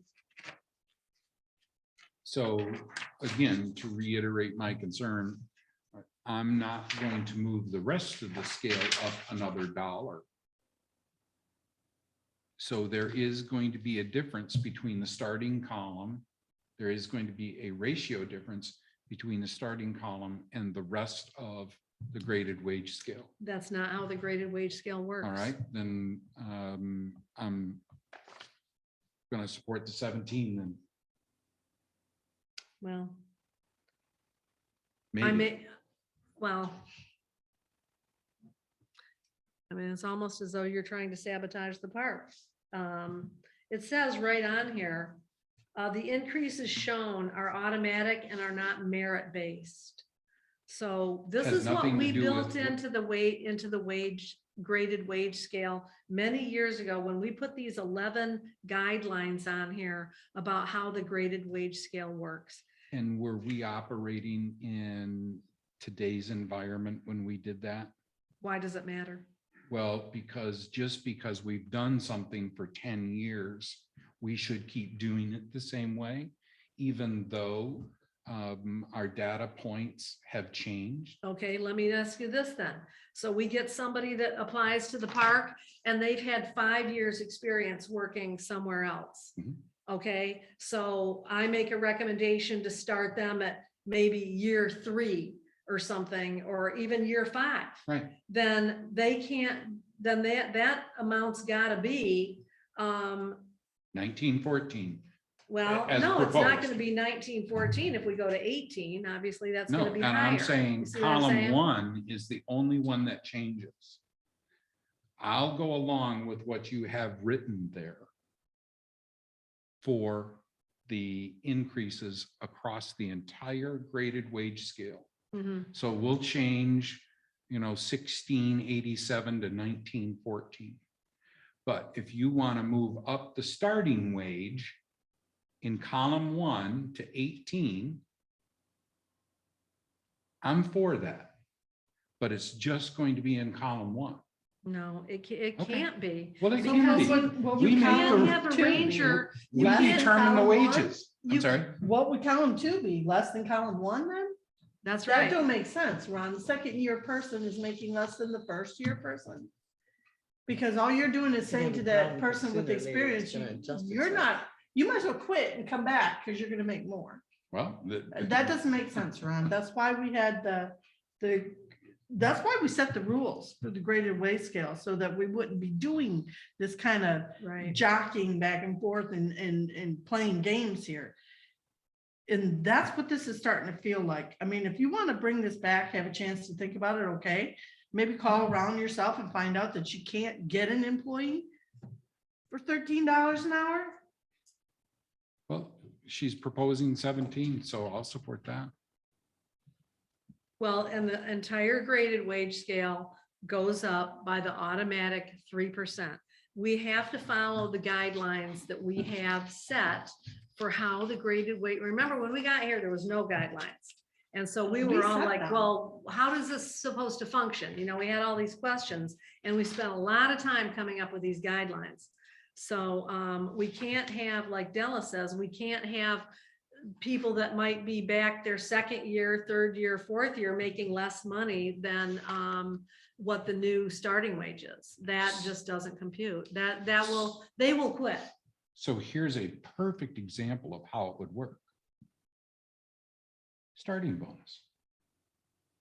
That's why you see the companies who are successful at marketing new employees will say, we're going to pay up to $17.95 an hour for second shift. But you gotta and stay. $1,000 bonus, but you gotta stay. For 1 year.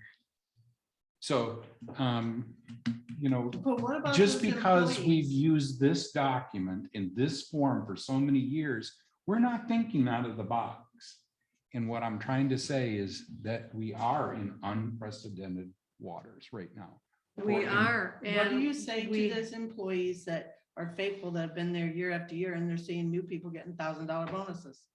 Only they've been there that whole year too, and they get nothing. That's not fair. And that's why you're seeing all these people that were offering these big bonuses fast food restaurants. They're not doing it anymore because they had people that were steady that showed up for their shift say, screw you, I'm not doing this anymore. And they go someplace else. I can go to Burger King and get that $1,000 bonus and the $17 an hour. It doesn't work. If you're not going to give the bonuses to everybody, it's not a fair compensation package. No, it's not. It's not. Might even be illegal.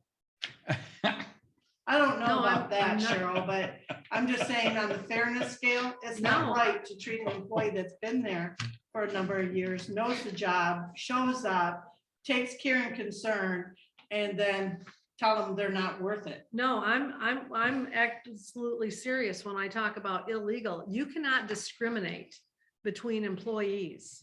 And so if you have, and there's been tons of discrimination lawsuits from people who have, gotten up there in years, and the company wants to get rid of them because they're making a high wage and they want to pull in somebody new that they can pay, next to nothing. So that has happened all over the place for many, many years. And I don't want to go anywhere near that. We need to pay the park rangers a fair wage. We need to reward them if they choose to come back. And we need to not have our hands tied at the park with some wage that will not attract people to the job or entice them to come back. Okay, can we do the same thing with the fire lieutenants? Because they're making as much, they're not even making as much as a 2-year park ranger. And if the chief brings in, and I just got done saying, I think just a little bit ago, the chief brought the $17 and the $20 thing. And we went beyond that, and not with that I hourly completely wage, get but that, I Cheryl. am totally in agreement with having a graded wage I scale think we should. for the fire department that rewards them for coming back, for staying with the department, both in what they get for training and what they get for their response. And even, for the on-call thing, we have to make sure people stay, that we have paid, to go through all this training, and they're highly skilled, and we do need to The only way compensate you're them for getting that. more volunteer, the only way you're getting more volunteer firemen is to have somebody retired walk in the door. Well, I don't believe Yeah. that. Because you're on call. So Well, if I'm already working down the street, why would I come here? I don't want to get back into fire Exactly. budget I don't right either. now. Yeah, But to address your point, Cheryl, about the wages, it's not about the wages in the fire department. Chief sat right there and said he can't figure out what What motivates motivates his him? people. yeah, that's true. That's true. And so Right. we tried to give them insurances. We tried to do all those things, and we toiled over those decisions. Well, we gave them sort of an insurance, not much. Understood. Right. But that's what the board felt we could do at that time, Yeah. right? And we still have lost 3 members. Yeah, So what we have done in the past has not worked. yeah. And this In is part. happening in every department. It's happening everywhere. Every fire department. I Well, think he you're also lucky answered we your voted. question that us and Fife Lake are the only volunteer departments left in Grand Traverse County. It was your question and he answered. And so that's really the decision in front of us when it comes to fire. And that's just as far off of the agenda I want to get. Yeah. Well, we've addressed quite a bit. We've thrown a lot more money at it this year than we ever have. And I think that graded wage scale thing for the fire department, we need to make that happen. And we need to make it happen in the budget. If we've got a hand, whatever we got to do, if we got to throw more money at the fire department from the general fund, then we do. We have to have Or firefighters. like Heidi likes to say, the elephant in the room, we may have to raise the millage. But we have to have justification for it. And we have to show the people the justification for it. Yeah. And that graded wage scale for the fire department. I don't know why we didn't talk about this many years ago, because to reward a probie the same that you do a 10-year veteran in the service is wrong. Yeah. We should be, they're not getting rich off us, but it does show that we appreciate their time served and what they The do. amount of training and community. the amount of education that tenure Yeah. employee has, you can't even touch. Let's come That's back to Park and Rec. Yep.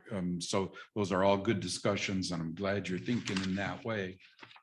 I think maybe we need to address it at another meeting. Yeah, we will. Okay. So 703. Still on park fund, 703. Everybody good with it?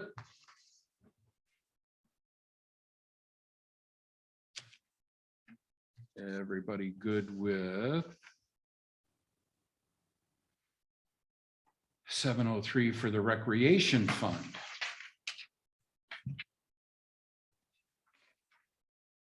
So here again, you and I think are on the same page. I was astounded that Acme's board members got like, what, 350 a meeting or something like that? 500. 500. The trustees get 500 per meeting. That's been that way for years. Yeah. 10 years at least. And so I was thinking that maybe we move all of our boards and commissions up to at least 80, right? And I think you recommended 75. Well, I And- did because it was a 50% increase. I and understand. I wanted to stick with. Yep, yep. And so this is where the percentage really, in my opinion, doesn't apply the rate increase, right? A 50% increase, because Right. they've just been kind of, I'll say the word ignored for so many years. And I don't mean ignored intentionally. It's just something that we, like the graded wage scale for the fire department, we just didn't think about it. But as we do get exposed to other townships and see what they're paying people, maybe it's time to bring that up. To Straight bring, across the board, I think we need to do it for all commissions and committees. And so that was the other observation that I had when looking at this from the 20,000 foot view. Why does one board make $5 and the other one make $10? Mhm. So I can see with PrAC where they're an advisory committee, but really so is the planning commission. They do have some laws to follow. ZBA is probably the most, the board that requires the most training. Board of Review is probably directly behind them. Planning Commission probably. Yeah, and I, obviously, I didn't address the planning commission or Right, ZBA in my And thing, but those need to go up. I'm just kind of thinking that why did we make a different dollar amount for every board? I don't know, Ron, that's, you know. Yeah, Well, yeah. we haven't. ZBA and the planning commission have always been the same. PrAC was below that. When they Because I started think crack, it's they because didn't even know if it was Yeah, gonna that be just- around. they It just was started something that we in needed. 2012. You know, so, yeah. Yeah, I I mean, mean, I I think think- of going 80 and then 120 or 125 for the chair. I like that Okay, And for each one of those. I don't know how you feel. we're already at 80 for most of them. Well, that's no, not what it we're at, says we're here. at 70. We're at 70 and 70? 100 for the planning commission, 70 and 100 for ZBA. The only And thing we've they been at raised, 50 she and raised was 80 Parks and for the Rec. PrAC. And so the problem, you know, and I kind of struggled with where to put this, but I wanted to keep it a fair increase. So I didn't want, you know, the chairperson to have less, because I thought about, you know, I thought about 80. So 50 to 80 for a member of the PrAC, that's more than a 50% increase. And then the 80 to 120 for the chair, that is a 50% increase. So that's why I dropped back to the 75. Now, I don't care where we put it. All I know is all of these need to be revised this year. And the 70 and 100 for PC and ZBA is way out of line. They need to go up substantially. prac, you know, and the PC, they do have more to do outside of the meetings, reading and stuff like that. And the ZBA, you know, they've got their site visits they need to make and stuff like that. And I just, you know, but we can put them all at the same. I think we put them all at the same. So what I'm hearing is a conversation that really needs to start about April 1. Okay, and I think you kind of addressed it at the last meeting with Chief, and the letter, I think that Heidi, or the communication that Heidi's going to get together about a potential millage increase. We really need to start that April 1 of 2022 and get that message out and allow it to take place and allow it to circulate in the community. Same with these boards and commissions. I think if we went to 80 and 120, I think we're okay. But if we, Not for planning commission, for ZBA, that's only going up $10. That's an insult. but at some point in time, Cheryl, we're going to run out of funds. Now, I'd love to give everybody $100,000 per meeting, but you can't. Right. Well, I'm talking about, you know, and here again, we'll discuss it next week about the planning commission and ZBA, but those need to go up April 1st. We can find the money in the budget for those to go up to say 100 and 150 or something like that. We're going to need to find it.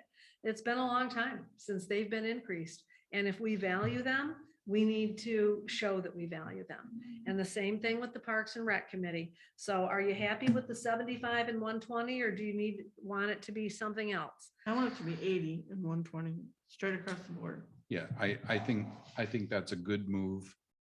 80 and 120, not, I hope you're not suggesting that for planning commission and For right now, I am. For right now, yeah. For right because now, I am.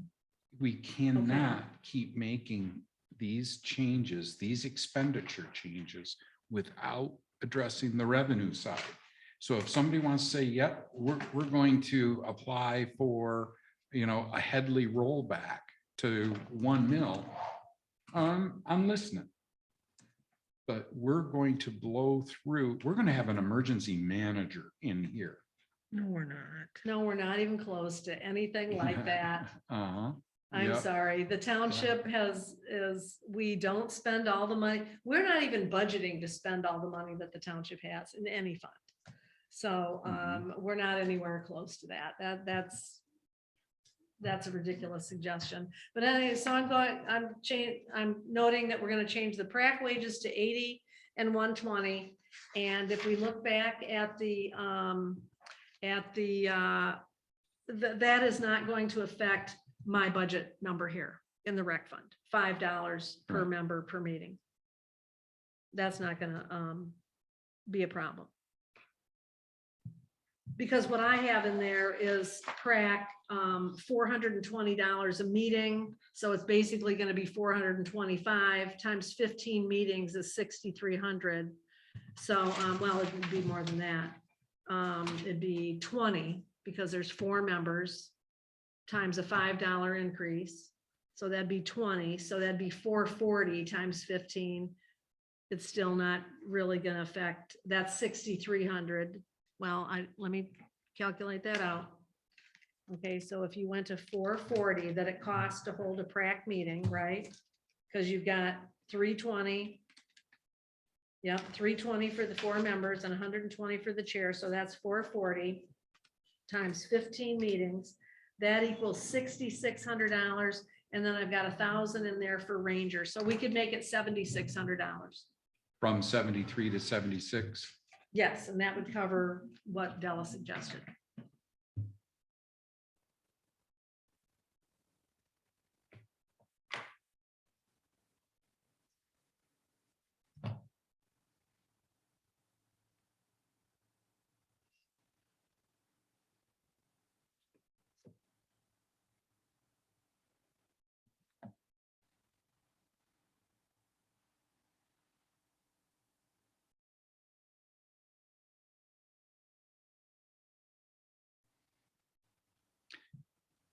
Maybe we could have the pages a little closer together.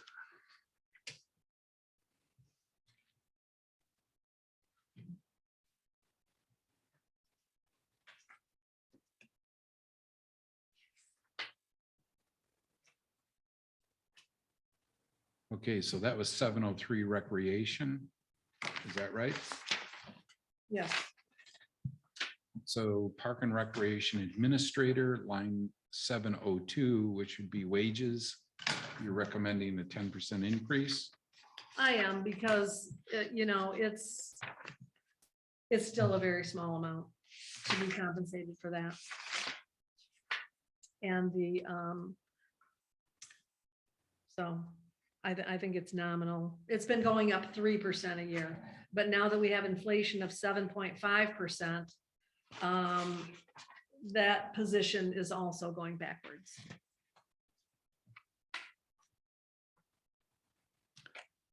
I've got no problem with it. Anyone else have comments?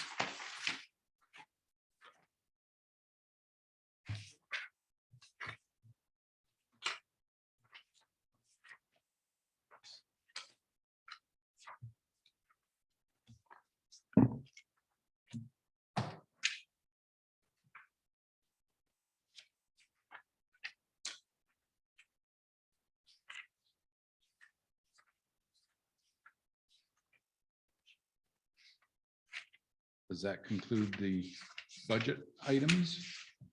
I believe so.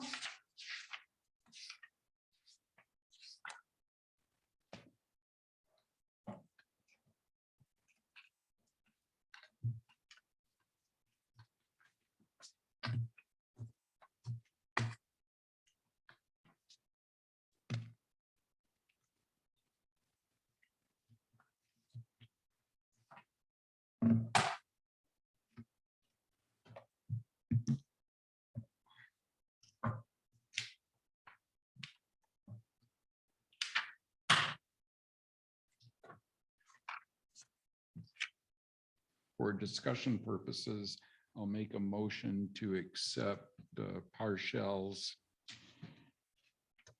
bid as a qualified arborist. $17,200, is it? I'll second.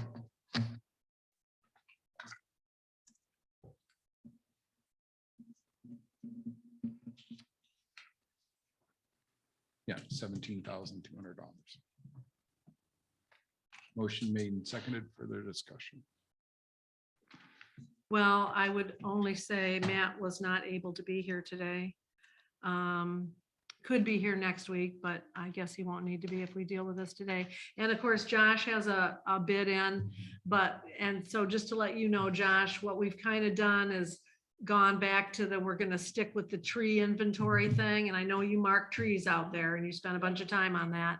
But then, so we're gonna have the arborist do it. And then we'll be putting it back out for bids for tree removal. Okay. So, Just to be clear, it was never a board decision to have anything else done. no, So, and everybody. I don't know how, I apologize. I don't know that you wasted your time, but I don't know how No. you got out there. And well, because Josh came in and he had heard that we didn't get any bids, or we only got the one from a gentleman a long ways away. And so he wanted to go out there, and I provided him with a map, and he wanted to go out there, and he did a very nice job detailing where, trees are at and all that type of thing. He did that on a strictly voluntary basis, just like Phil Schaub did that. He has a son who's in the logger, and he wanted to, what am I gonna do? Tell these people no? They wanted to do it. So, It's better. and I'm sure, and I have talked to Phil Schaub, actually. He was in last week, and I'm sure they will be submitting another bid, as I'm sure Josh will be submitting another bid. So. I don't even know where to go with this. And so probably some others. So I'm just going to start, right? Everything we sought to accomplish with the certified arborist, and that is diseased trees, Mhm. a management plan. In other words, how and what trees will be removed. and then a completion certification. Mhm. Two of those things, we can't complete because we don't have leaves on the tree, so we can't tell whether they're diseased. Well, I mean, tree experts, they don't need leaves on the trees to Yeah, know you what do. kind of tree is. For oak wilt, yes, you do. So, Yeah, but Well- the number of oak trees that were to be taken out was very minimal. I mean, I personally did the count, so I'm just, you know, if you're worried about oak wilt, there's so little oak trees there. and then both estimates are not familiar with the northern long-eared bat habitat. So both of them say they're going to have to research that, and that come from the tube replacement down here on 31, if you remember years ago, near Yuba, that thing was shut down for months, and it's because this one bat was flying around. Yeah. So, but as a board, we didn't want people screaming at us saying we eliminated the habitat of this poor bat. Is that still where we want to be as a board? Or do we want to take and consider the bids that were generated and skip this portion? Say that again? Do we want to consider the bids that were provided for the tree removal and skip this arborist portion? I thought you indicated at the last meeting that we wanted to continue with the arborist. Well, that was the Route. board's original decision. And so I'm asking, has any member changed their mind about this process? Because we can't tell whether or not we got, oh, well, nobody knows about the long-eared tailed bat or whatever it is.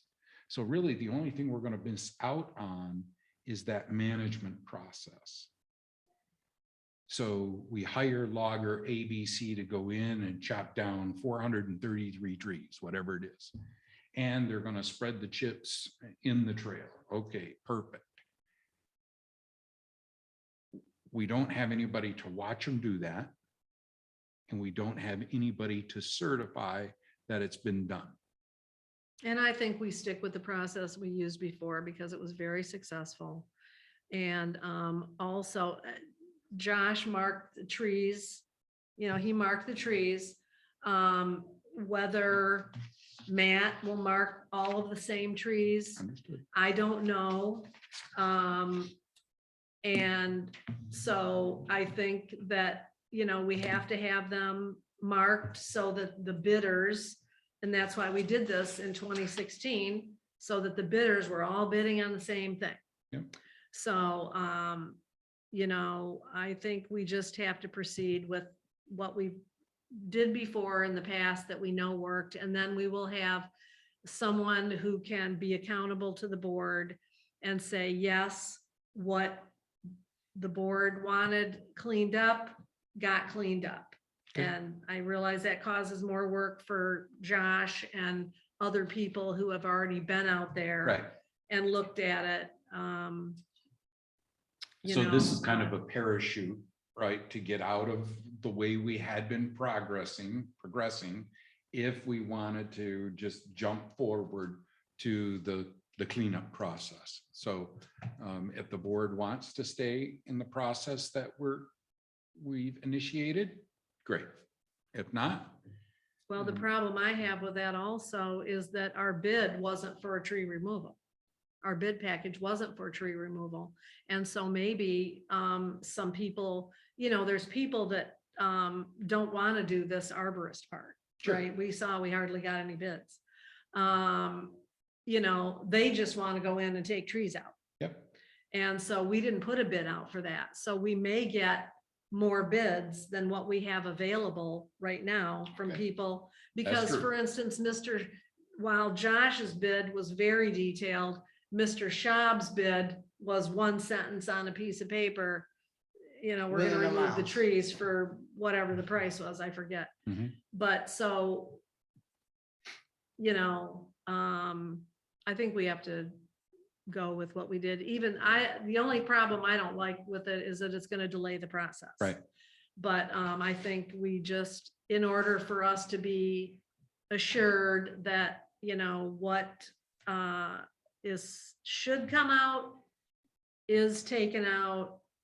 I think we just need to go with this process. Okay. That's my opinion. Heidi? If you don't go with the process, you leave the door open for all kinds of people to get aggravated. Probably a little closer to the microphone. I'm sorry. I said, if you don't follow a process, you leave the door open for more people to be aggravated that you're not doing a process. So I'm gonna vote for the process. Okay. Ardella? I think we go through with the process. All right. So on electronic packet, page number 34, it's actually where our request for bid begins. And as I begin to read through the two arborist quotes, I didn't get a warm fuzzy feeling on the work scope. And so then I went back and looked in our request for bid, and our work scope is, I don't know. I think it says 6 or 8 feet either side of the center line. And I guess that's good enough. Maybe it was 20 feet in this. I thought it was 20. Yeah, maybe it's 20 here, and then in the cleanup, it's 6 foot or something like that.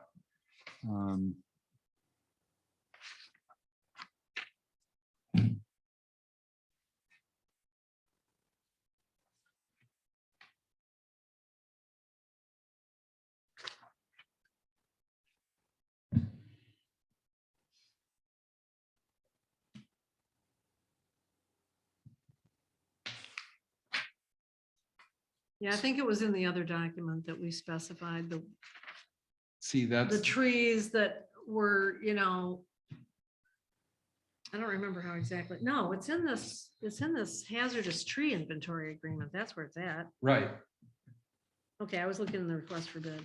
but how did we define the target area talked about in the request for bid if we didn't tell them what the target area was? Well, the target area is defined in here. Will complete an inventory of all hazardous trees on the subject property within 20 feet on either side of the center line of trails or 20 feet from a structure. Parentheses, the target Sure. area. So that was the target area. Okay.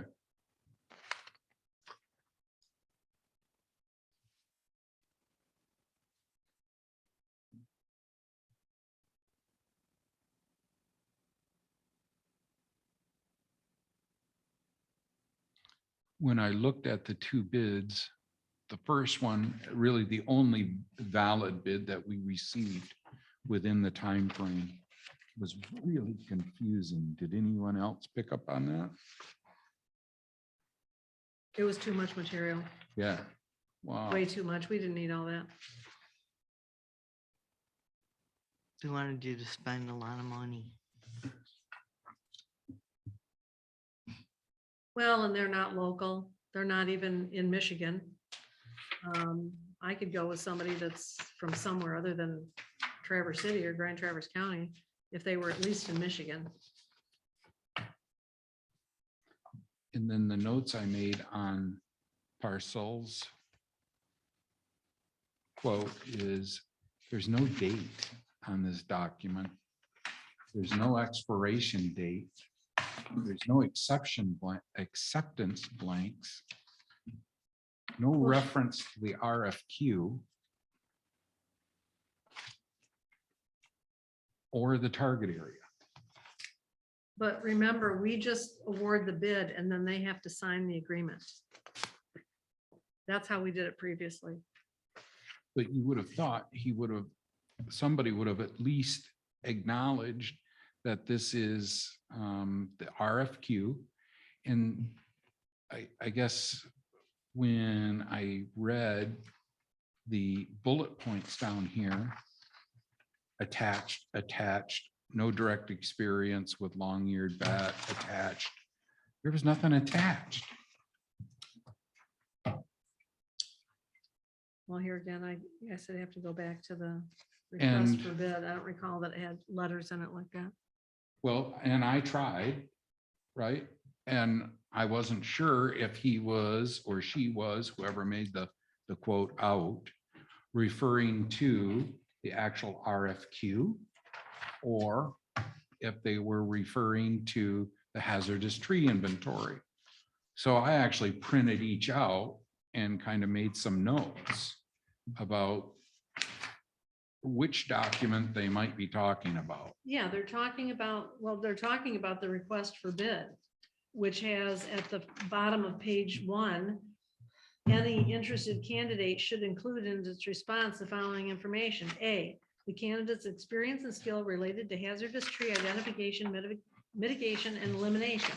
And then it says A, attached. So statement of qualifications. Okay. And then B, the candidate's experience, if any, identifying and mitigating disease in forestry, particularly ozone. Okay, well, B was really C. No. He says B, attached, okay, for identifying and mitigating disease in forestry. Okay. That's our pledge. Okay.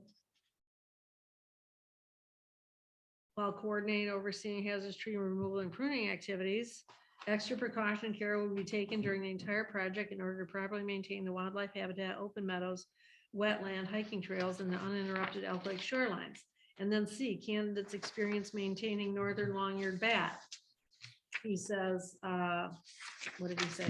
No direct experience. No direct, yeah, he just answered, that is a direct, those are the A through I on the request for bid.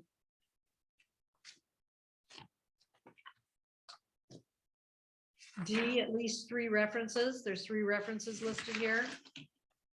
E, names of individuals who will work with the candidates and complete the work. So when he said A through I, it was specifically in paragraph 3 of the request for bid. I call it paragraph 4. Paragraph 4. Yeah, that's what, now the E, the names of individuals who will work with the candidate. I mean, he's basically said that partial tree care experts, owners, and staff, I mean, it's gonna be people from his company. You know, we asked to name them, but you know, maybe they don't know exactly. Right. Then he supplied the insurance, says he doesn't have any conflicts of interest. Yep. Proposed cost and certification that they're not Iran linked. So he answered, those are the direct response to the bid document. Got it.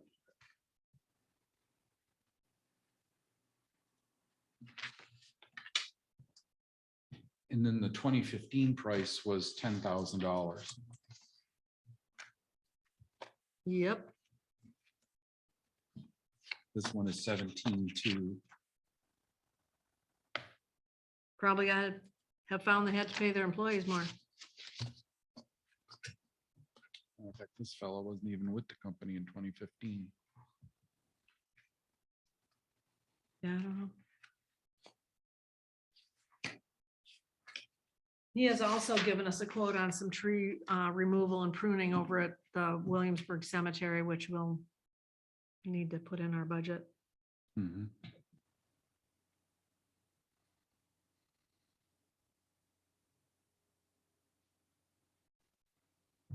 There's a motion and a second, I guess.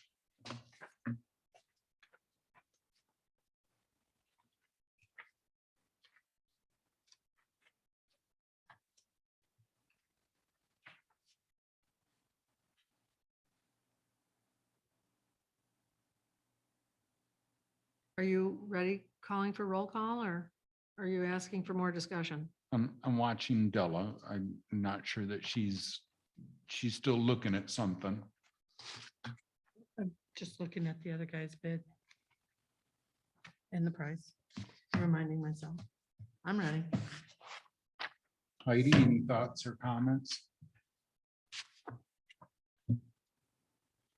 So we're basically deciding if we're following the process or we're picking an arborist. The That is motion was the to accept Partial's bid as a qualified arborist for 17.2, second by Bennett. And to answer your question, we're really not following the process because this quote did not come to us in the allotted time. But the board agreed, you were not here, but the board agreed that we would wait for their quote because we only got one. Which is actually in our discretion. Yeah.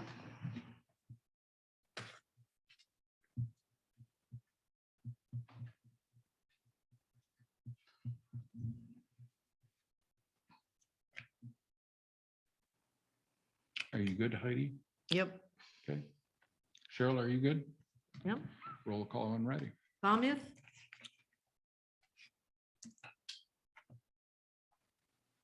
Yes. Goss, yes, Bob, Yes. Bennett. Yes.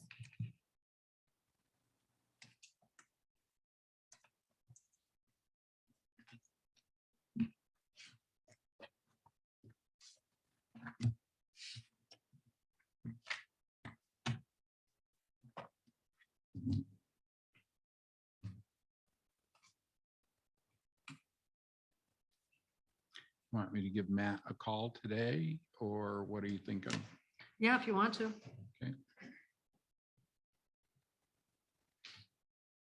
You know, I guess the one thing we didn't clarify with them is that it would be done this year. But I don't think they would have, you know, I had some phone calls from some of the other known vendors that the bid package was sent to, and they said, yeah, we're not even gonna bid on it because we can't get to it this year. Yeah. Everybody's just busy. So I could, you know, in the hazardous tree agreement, there is a completion date. So while we're right here looking at this, what would you want me to put in as a completion date? And I think you'll find that on page 37. That's the completion date. Well, you've got the, before that, on page 1 of that, you've got Yep. a date for when the arborist will complete an inventory. Right. I kind of feel like you need to consult with him about that. I mean, For Well- sure, it's 2022. yeah, in my opinion, it's 2022. Yeah. And if it's not 2022, We may put out bids for tree removal. well, I Might have to think do like, something else. I think like Ardella said, it is within the board purview to make a change of its mind. And maybe then we go back to just having the trees removed, like every other landowner has done on Skigmog Point.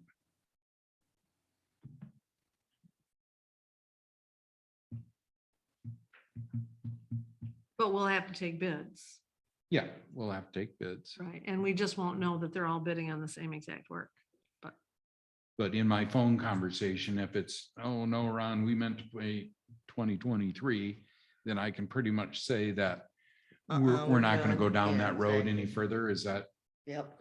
a board consensus? Well, the problem with that is, we'll be able to get anybody that can do it in 2022.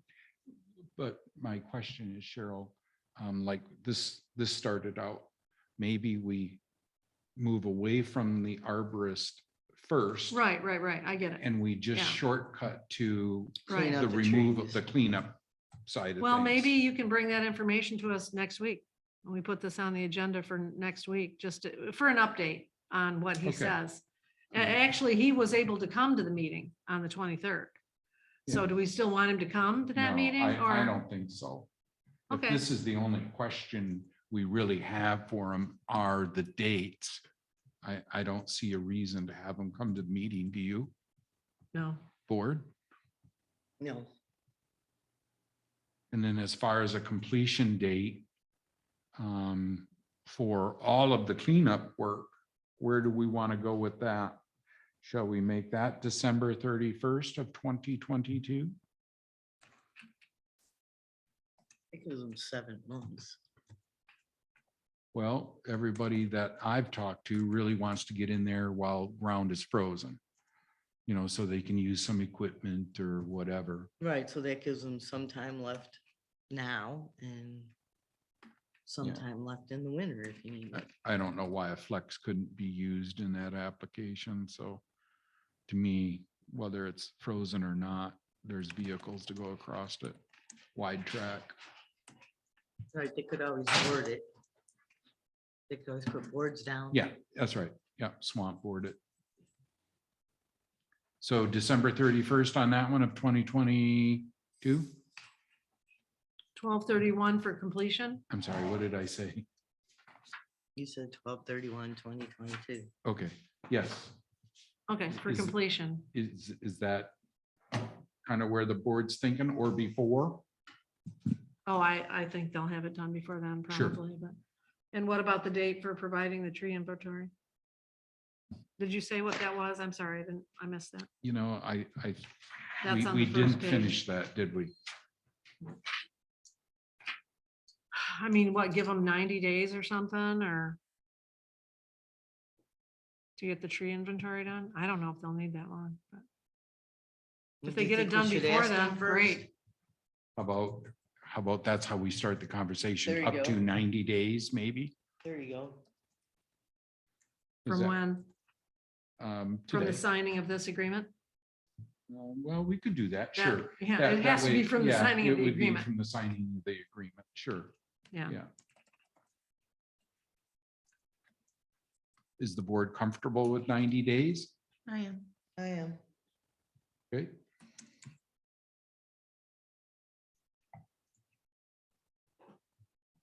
Anything else?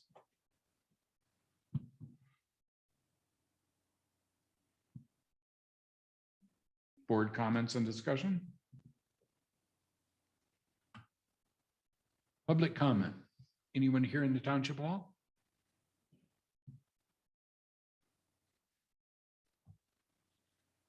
And doesn't look like we have anybody on Zoom. No. Okay. So, motion to adjourn? I'll make a motion. I'll second it.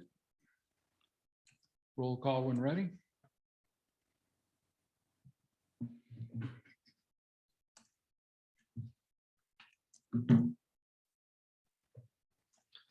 Goss, yes, Bennett, Yes. Pop, Yes, Baumia. Yes. at 1:12 PM.